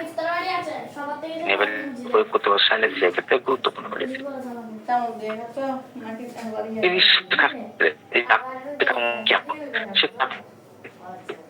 কোন ধরনের পরিবর্তনকে করতে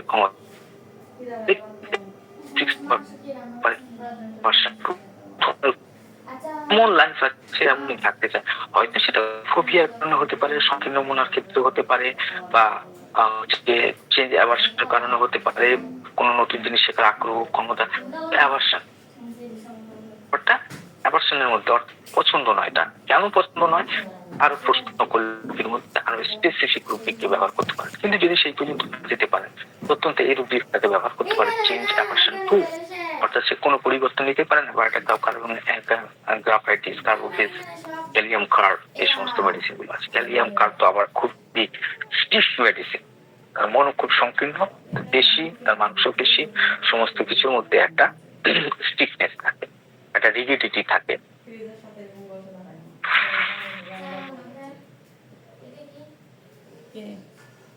চেঞ্জ অ্যাভারশন টু চিলড্রেন, তার কারণেও চেঞ্জ অ্যাভারশন হতে পারে। আরাম প্রিয়, কোন রকম রিস্কের মধ্যে যেতে চায় না। যেমন এখানে ক্যালকেরিয়া কার্ভ ফার্স্ট করছে, কেমন চেঞ্জ অ্যাকচুয়ালি ক্যালকেরিয়া সবসময় একটা স্টেবল জোনের মধ্যে থাকতে চায় এবং যথেষ্ট হয় তখন ক্যালকেরিয়া কিন্তু ডিসকন্ডিশনের মধ্যে চায়, অর্থাৎ যে সুখ স্বাচ্ছন্দ্য আরাম জীবনে পাইতেছে সেগুলোকে সে আকারে বেঁচে থাকতে চায়। এর থেকে বেশি সুখের স্বপ্ন সে দেখে না বা এটাকে চায় না, যে একটা কমফোর্ট জোনের মধ্যে থাকতে চায়। এর ব্যাকগ্রাউন্ডে কাজ করে লেজিনেস মাইন্ড, অর্থাৎ খুবই একটা অলস মেজাজ থাকে বা ভয়, নানা ধরনের খুবই কন্ডিশন থাকে। ক্যালকেরিয়া কাপ প্রচন্ড ভীতু, কি জানি কি হয়ে যায় এই ভয়ে সে বিয়েও পর্যন্ত করতে চায়।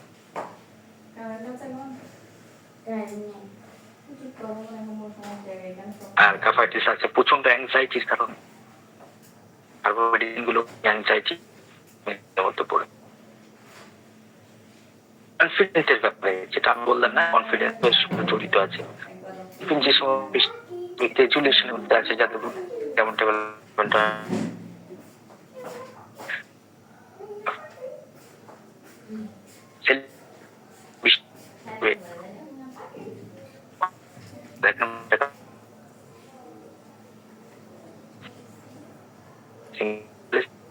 বুদ্ধিমান, যে নিজেকে প্রদর্শন করতে চায় ঠিক সেইভাবে যদি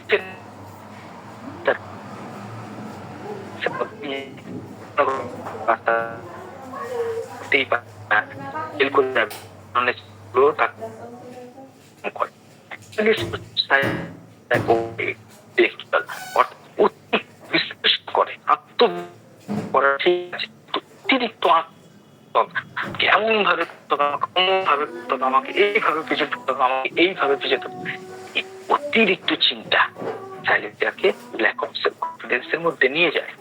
কিন্তু সাইলেন্সের যে পরিস্থিতি বুঝে নেয় এটা নয়।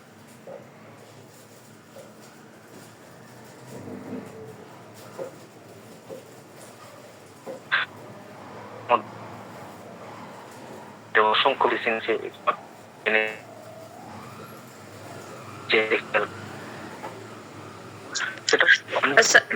স্যার কি আমার কথা শুনতে পাচ্ছেন? হ্যালো, শোনা যায়? আচ্ছা স্যার, আপনার সাউন্ড ক্লিয়ার আসছে না বেশ অনেকক্ষণ ধরেই। আমি ভাবছিলাম আমার একটু প্রবলেম কিনা। আপনার স্ক্রিনটা শেয়ারটা অফ করতে হবে। ওকে, তো আমি তো এখন ধরতে গেলাম কতক্ষণ ধরে আপনারা আবার না, সেটা তো বললে ভালো হতো। আপনারা রেসপন্স করেন না বলে খুবই অসুবিধা হয়। আমি না শোনা গেছে, বাট না শোনা গেছে, একটু কষ্ট হয়েছে, মানে ভাঙা ভাঙা আসছে সাউন্ড। ভাঙা ভাঙা হলে সেটাও তো বলার দরকার আছে, না হলে এগুলোকে অনেক কিছু মিস হয়ে গেল, সেগুলো তো রিপিট করা মুশকিল। তাহলে এইভাবে আমরা পেশেন্টের স্মৃতিশক্তি, চিন্তা শক্তি, শেখার ক্ষমতা, বিচারবোধ এবং আত্মবিশ্বাস এবং তার চিন্তা করার পদ্ধতি, এগুলোকে বা বিচার করার ক্ষমতা কেমন সেগুলোকে আমরা পেশেন্ট গুলোকে আমরা ক্লিনিকের মধ্যে ভালোভাবে অবজারভেশন করতে পারি। মূল প্রশ্ন যেগুলো আপনি করবেন, যে নতুন জিনিস আপনি কত দ্রুত শিখতে পারেন, সিদ্ধান্ত নেওয়ার ক্ষেত্রে আপনি কেমন, বিচার বিশ্লেষণ করার ক্ষেত্রে আপনি কেমন, দৈনন্দিন জীবনের সমস্যাগুলোকে সমাধান করার ক্ষমতা আপনার কেমন, সেখানে কেমন ধরনের দ্বিধা আপনার মধ্যে কাজ করে কিনা, কোন ধরনের দোটনা বা দ্বিধা বা হেজিটেশন হয় কিনা, অতিরিক্ত চিন্তা করেন কিনা, এই সমস্ত প্রশ্নগুলোর মাধ্যমে আমরা পেশেন্টকে ইউটিলাইজ করতে পারি। ওকে, থ্যাংক ইউ। আচ্ছা, আমি যে স্লাইড গুলো শো করেছিলাম বা যে রুব্রিক্স গুলো ওকে দেখাইছিলাম, ওগুলোকে আপনারা ঠিকঠাক মতো দেখতে পেরেছিলেন? হ্যাঁ, স্লাইড গুলো প্রথম দিকে দেখা গেছে, লাস্টের দিকে একটা দুটো একটু প্রবলেম হচ্ছে। ওকে, এই হচ্ছে ইন্টেলেকচুয়াল বা আন্ডারস্ট্যান্ডিং পাওয়ার। এছাড়া আমরা ক্লিনিকে যখন রোগী দেখবো তখন যে প্রশ্নগুলো করব, শুধু সে কি উত্তর দিচ্ছে তা নয়, সে উত্তর দিতে গিয়ে কতক্ষণ চিন্তা করছে, কতটা স্বতঃস্ফূর্ত ভাবে উত্তর দিচ্ছে, কতটা রোগী ব্রেনের উপরে চাপ দিয়ে কপাল ভরু মুচকে উত্তর দিচ্ছে, যে ভাবতেই তার সমস্যা হইতেছে, এগুলো তারা আমরা ইজিলি ভাবে বুঝতে পারি। তার থিঙ্কিং করতে কোনো সমস্যা হচ্ছে কিনা, তার মাইন্ডের আইডিয়ার ফ্লো কেমন ভাবে হইতেছে, এগুলোকে আমাদের প্র্যাকটিক্যালি আস্তে আস্তে প্র্যাকটিস করতে হবে। সবকিছু লেকচারের মাধ্যমে বোঝানো সম্ভব নয়, এবং প্র্যাকটিস না করলে এই জিনিসগুলো অর্জন করাও খুব মুশকিল, বিশেষ করে মাইন্ডের ক্ষেত্রগুলোতে।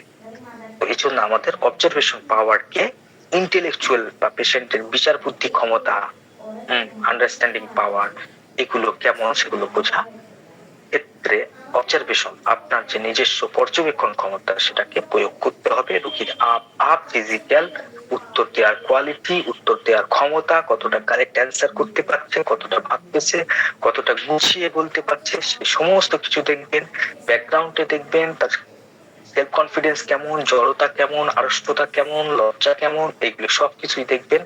এই সমস্ত কিছুকে ইউটিলাইজ করে বা অনুভব করে আপনি সিদ্ধান্ত নিতে পারেন যে আপনার পেশেন্টের ইন্টেলেকচুয়াল পাওয়ার ঠিকঠাক আছে কিনা, এবং এই ইন্টেলেকচুয়াল পাওয়ারের স্লোনেসের কারণে বা দুর্বলতার কারণে পেশেন্টের লাইফে কি ধরনের সাফারিং হচ্ছে।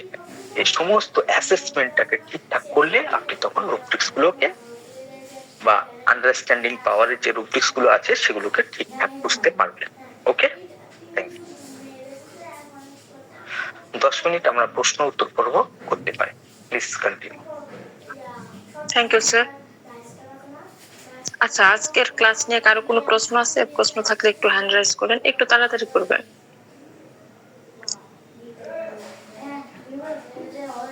আজকের ক্লাস নিয়ে কারো কোনো প্রশ্ন নাই?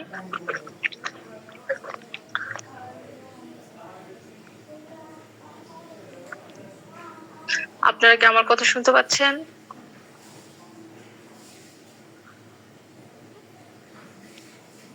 জি আপু, কথা শোনা যাচ্ছে। আজকের ক্লাস নিয়ে কোনো প্রশ্ন আছে কিনা?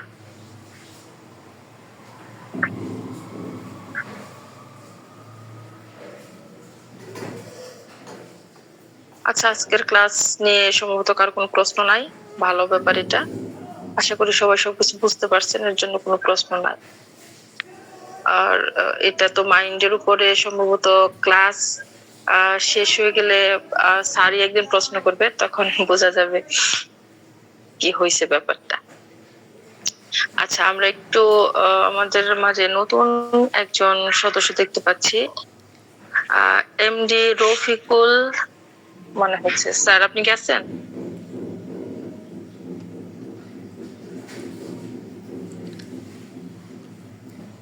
আচ্ছা, সম্ভবত নাই ওনার আশেপাশে। আসসালামু আলাইকুম। এটা ইয়া করেন না। ওয়ালাইকুম সালাম। ভালো আছেন? হ্যাঁ, ভালো আছি। আপনি ভালো আছেন না? জি, আপনার আমি কাছে ভালো আছি। প্রথম দেখলাম তো। জি না, আমি স্যারের ক্লাসে ঢুকি, কিন্তু এই একটু গ্যাপ হয়েছে আর কি মাঝে মাঝে, তাই কেন স্যারের ক্লাসে ঢুকি আর কি আমি। তো ওই যে ও, মানে আচ্ছা, ঠিক আছে। তারাই পরে আসলাম, তো এই জন্য একটু লেট হয়ে গেল। তো স্যারের ক্লাস আমার ভালো লাগে আর কি। ধন্যবাদ। জি, আসসালামু আলাইকুম। ওয়ালাইকুম সালাম। মৃদুল মণিধর ভাইয়া কে আছেন?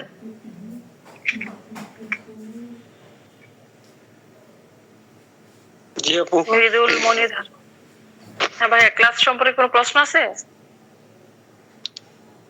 না আপু, এমনি তো প্রশ্ন নাই, তবে ক্লাস খুবই বিস্তারিত ভাবে খুবই সুন্দর হয়েছে।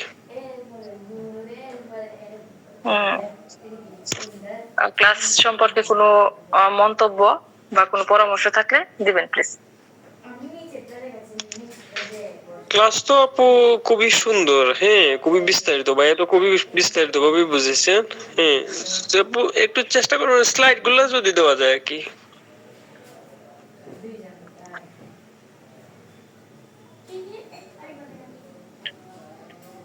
স্লাইড, স্যার একটু স্লাইডের ব্যাপারটা যদি একটু বলতেন।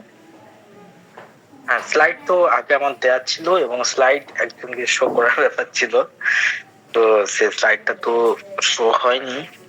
অবশ্য স্লাইডের উপর থেকে আমি, স্লাইডে এক টুকরো আছে আন্ডারস্ট্যান্ডিং উইল পাওয়ার, এবং সেটাকে বিস্তৃত ভাবে এটা ফ্রি হ্যান্ড ভাবে আলোচনা হয়েছে। আর স্লাইড তো আছে, মাইন্ডের স্লাইড আমাদের গ্রুপের মধ্যেও দেয়া আছে। মাইন্ডের মধ্যে কোন ব্যাপারগুলোকে আমাদের পর্যবেক্ষণ করতে হবে, এবং কোন কোন ব্যাপারগুলোকে আমাদের বিশ্লেষণের মধ্যে নিয়ে আসতে হবে এ সম্পর্কে আগে থেকে গ্রুপে দেওয়া আছে। আজকে শো করলে ভালো হইতো, এই ব্যাপারটা আমি লক্ষ্য করিনি। নেক্সট টাইমে স্লাইডটাকে শো করা আর গ্রুপের মধ্যেও লোড করা আছে। আচ্ছা, তারপরে মনে হয় এটা পিডিএফ আকারে ওনারা পেয়ে যাবে, তাই না? পিডিএফটা পেয়ে হ্যাঁ, যাবে। পিডিএফ আকারে তো অবশ্যই পেয়ে যাবে, অবশ্যই পেয়ে যাবে। হ্যাঁ, আর আপনারা একটু যখন স্যার স্ক্রিন শেয়ার করে ওটা লাগলে একটু আপনি স্ক্রিনশট দিয়ে নেবেন। আসলে এখানে আপনারা সবাই পার্টিসিপেট করলে তাহলে কিন্তু শেখাটা আরো ভালো হবে। সম্পূর্ণ মানে নির্ভর করে থাকলে যেটা পাবো ওটা পাবো, এটাও আরেক মানে ঝামেলার কাজ। ঠিক আছে, তারপরে আমরা চেষ্টা করব। আর এরপরেও কারো কোনো কিছু এই ক্লাস থেকে নেওয়ার থাকলে গ্রুপে একটু জানিয়ে দিবেন, আমরা চেষ্টা করবো যতদূর আপনাদের প্রোভাইড করা যায়। শুধু তাই নয়, আপনারা যে কোনো টাইপের আজকে মাইন্ড ক্লাস হলো, তো আপনাদের যদি কোনো প্রশ্ন এখন যদি প্রশ্ন করতে গিয়ে, সেক্ষেত্রে আপনি আমাদের 2টা গ্রুপ আছে, যে কোনো গ্রুপে আপনি প্রশ্ন করতে পারেন। হ্যাঁ, তো আমি সময় মতো সেগুলোকে উত্তর দিয়ে দেবো, ইনশাল্লাহ কোনো সমস্যা হবে না। অ্যাকচুয়ালি আমাদের মাইন্ডের ক্লাসগুলো বা মাইন্ডের রুব্রিক্স গুলো বা মাইন্ডকে বোঝার ক্ষেত্রে কোনো গাইডেন্স নাই, কোনো বইপত্র সেইভাবে বাজারে পাওয়া যায় না। এবং এই ব্যাপারগুলো কেমন ভাবে রোগীর মধ্যে ইনভেস্টিগেশন করতে হয় এবং এই ক্ষেত্রে কোন রুব্রিক্স গুলো বা কোন সিমটমস গুলোকে বিচার বিশ্লেষণের মধ্যে নিয়ে আসতে হয়, সেই সম্পর্কে কোনো গাইডলাইন নেই। কিন্তু এই যে আজকের ক্লাসগুলো হচ্ছে, এগুলো কিন্তু খুবই অমূল্য ক্লাস এবং এগুলো বেশিরভাগ আমি আমার ক্লিনিকে প্র্যাকটিসের সময় যে সমস্ত প্রশ্নগুলো করে থাকি এবং যেভাবে বুঝি ঠিক সেইভাবেই আপনাদের সামনে প্রেজেন্ট করে থাকি। তো মাইন্ডের রুব্রিক্স আমরা ফিজিক্যালি 5টা রুব্রিক্স খুব ইজি ভাবে নিতে পারি, যে বিকাল টাইমে বৃদ্ধি পাইতেছে, সকাল টাইমে বৃদ্ধি পাইতেছে, মাথা যন্ত্রণা হইতেছে, এগুলো কিন্তু আমরা খুব সহজে বইপত্রে পেয়ে যায় এবং প্রশ্ন কি করতে হবে সেগুলো আমাদের জানা থাকে। কিন্তু মাইন্ডের একটা রুব্রিক্সকে নিতে গেলে কেমন ভাবে ইনভেস্টিগেশন করতে হয়, কোন জিনিসগুলোকে আগে বুঝে রাখতে হয়, সেই ব্যাপারগুলো নিয়ে কোথাও কোনো জায়গায় কোনো আলোচনা হয় না। ফলে আমাদের অনেক ডাক্তার এই সমস্যাগুলোর মধ্যে পড়ে।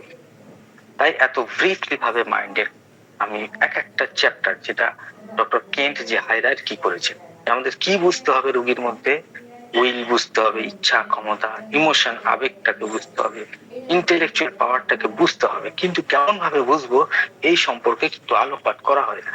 এই ক্লাসগুলো খুবই ইম্পর্টেন্ট এবং খুবই মনোযোগ সহকারে না শুনলে সত্যিকারের অর্থে এখান থেকে কিছু নেওয়ার মতো আপনারা নাও পেতে পারেন।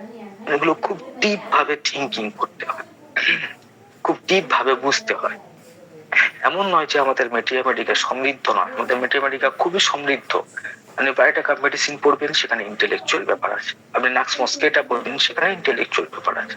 আপনি নাক্স ভূমিকা পড়বেন, সেখানে ইন্টেলেকচুয়াল ব্যাপার আছে। আপনি সাইলেসিয়া মেডিসিনকে অধ্যয়ন করবেন, খুব ভালোভাবে যদি অধ্যয়ন করেন, আপনি সেখান থেকেও বুঝবেন যে সাইলেসিয়ার ইন্টেলেকচুয়াল পাওয়ারটা কোন জায়গায় গিয়ে নষ্ট হয় বা কোন জায়গায় সে খুব ভালোভাবে কাজ করতে পারবে, কোন জায়গায় গিয়ে সমস্যা হয়, কোন রোগের ক্ষেত্রে হয়, কেমন ভাবে হয়, এগুলোকে আপনি বুঝবেন ম্যাথমেটিক্যাল মধ্যে।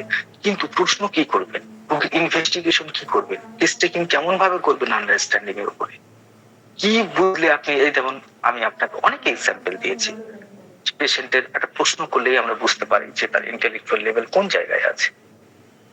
সেগুলো ব্রিফ আকারে উপস্থাপনা করা হচ্ছে এবং এগুলো সত্যিকারে বোঝাটা একটু কষ্টকর ব্যাপার, কারণ এগুলো মাইন্ডের সিমটমস, এগুলো মন মানসিকতার উপরে। আর আল্লাহ যদি পৃথিবীর মধ্যে সব থেকে জটিল কোনো জিনিস তৈরি করে থাকেন, সেটা হচ্ছে হিউম্যান মাইন্ড, তাই না? অর্থাৎ খুব ধৈর্য সহকারে এবং খুব ধীরে ধীরে এগুলোকে বোঝার চেষ্টা করতে হবে। আপনি জানেন, আপনি যদি আন্ডারস্ট্যান্ডিং পাওয়ারের উপরে একটা সঠিক রুব্রিক্স অ্যাপ্লাই করতে পারেন, তো ফিজিক্যালি 4-5টা সিমটমস কেও ওভারল্যাপস করে তার গুরুত্ব অনেক বেড়ে যায়, অনেক গুরুত্ব বেড়ে যায়। এবং এই ক্ষেত্রে যে সিমিলিমাম মেডিসিন আছে, এটা একদম পারফেক্টলি ওয়েতে কাজ করে, কেননা এমন সব সিমটমস এর উপর মেডিসিন নেওয়া হয়েছে যেটা খুব গভীর, পেশেন্টের গভীর মূলের সঙ্গে সংযুক্ত। অতএব কাজটা কিন্তু খুব ডিপ ভাবে হয়। রাইট? Okay, thank you.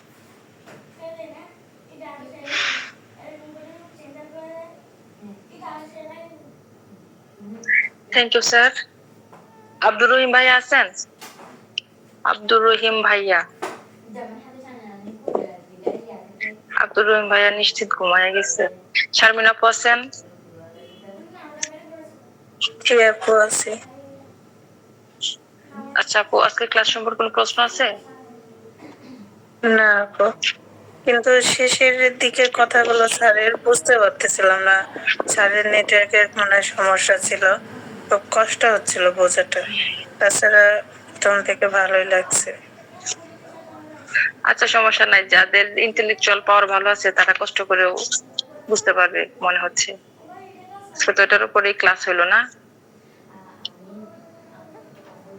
জি আপু, এটার উপরে ক্লাস হলো, অনেক ভালো আলোচনা করেছে স্যার, এভাবে তো কখনো ভাবি নাই। থ্যাংক ইউ আপু। নুরুন নাহার আপু আছেন? নুরুন নাহার আপু? জি আপু, আমি আছি। আজকে ক্লাস সম্পর্কে কোনো প্রশ্ন আছে আপু? আপু ক্লাস আমি আমার ক্লাসে দিকে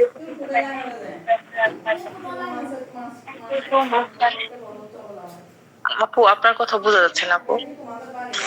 আপুরে রোজা ধরছে, এই জন্য আপুর কথা শোনা যায় না। আমার আচ্ছা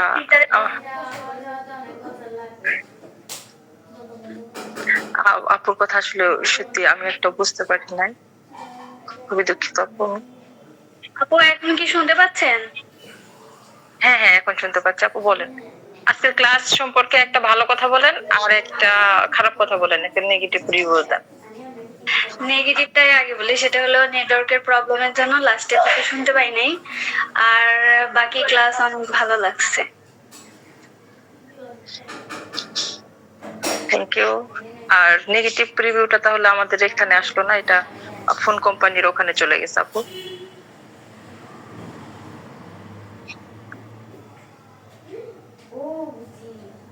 আচ্ছা মিতাপু আছেন? মিতাপু আছেন?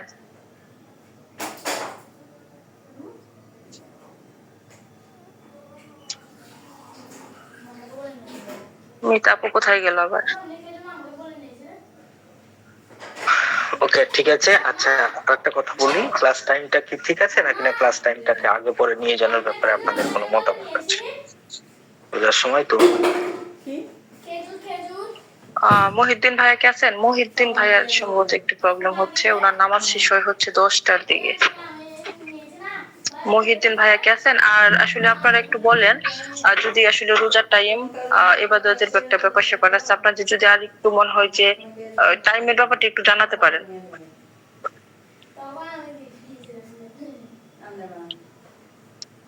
আর টাইমের ব্যাপারে কার কোন কমপ্লেইন থাকলে জানাতে পারেন কিন্তু একটু, তাহলে আমরা সেভাবে একটু চিন্তা ভাবনা করবো। আচ্ছা কারো কোনো সমস্যা নাই, কোনো কমপ্লেইন নাই, ভালো, এটা খুবই একটা ভালো ব্যাপার, খুব পজিটিভ ব্যাপার। এটা এখন অফ হয়ে যাবে, এটা আমি বন্ধ করে রেখে দিতে হবে। আচ্ছা ঠিক আছে স্যার, তাহলে আব্দুর রহিম ভাই একটু ইয়া করেন, আনমিউট হন, কিসের মেসেজ লিখেন আপনি, আনমিউট হন, এখানে আসেন।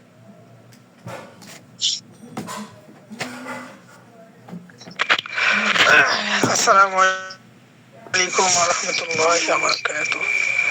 জি আপু বলেন। ওই যে আমাদের মসজিদে 9:20 শেষ হয়। আচ্ছা এটা হলো আমার সমস্যা। 9:20 শেষ হয়, ক্লাস তো 9:30 থেকে শুরু হয়েছে না? হ্যাঁ আমি তখন জয়েন হয়েছি, 19 দিয়েছেন, 20-এর দিকে জয়েন হয়েছি। আচ্ছা ঠিক আছে, তারপর আপনারা ভালোভাবে ভাবেন, ঠান্ডা মাথায় ভাবেন, কারো কোনো টাইম সম্পর্কে মতামত থাকলে গ্রুপে একটু লেখেন, তারপর আমরা দেখি যদি আসলে কারো প্রবলেম হয় ফ্যান চালান। আমাদের বিবেচনা আনতে হবে, ক্লাসে শেষ করে দিতে পারি। Thank you. এবং নেক্সট ক্লাস মেমোরির উপরে হবে, একটু পড়াশোনা যদি করে আসতে পারেন খুবই ভালো হয়।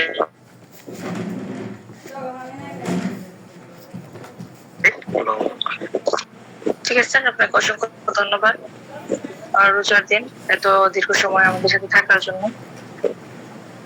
Thank you sir. আমার পক্ষ থেকে আপনার ধন্যবাদ ভাইয়া।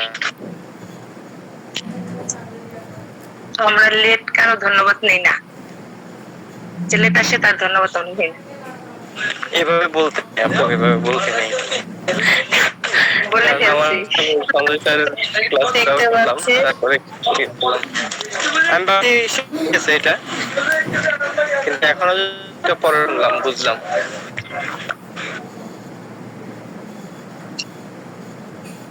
ওই 7টা থেকে দেওয়ার মানে প্ল্যান ছিল, বা তারপরে আবার ভাবলাম 7টা থেকে 8টা পর্যন্ত, ওখানে আবার স্যার বললো যে প্রেশার হয়ে যাচ্ছে, পরে ভাবলাম তাহলে পরেই দিই 9:30 থেকে। এই তো আসলে মাইন্ডের ক্লাস তো ছোট করা যায় না, আর স্যার তো ডিটেলস বলে, এর জন্য ক্লাস একটু লং হয়ে যায়। তো তারপরেও কারো কোনো সমস্যা থাকলে বলবেন। আসলে নিজেদের সমস্যা যদি নিজেরা না বলতে পারেন তাহলে কিন্তু সলভ হবে না, তাহলে তো আমরা আমাদের সুবিধা মতোই আসবো যাবো।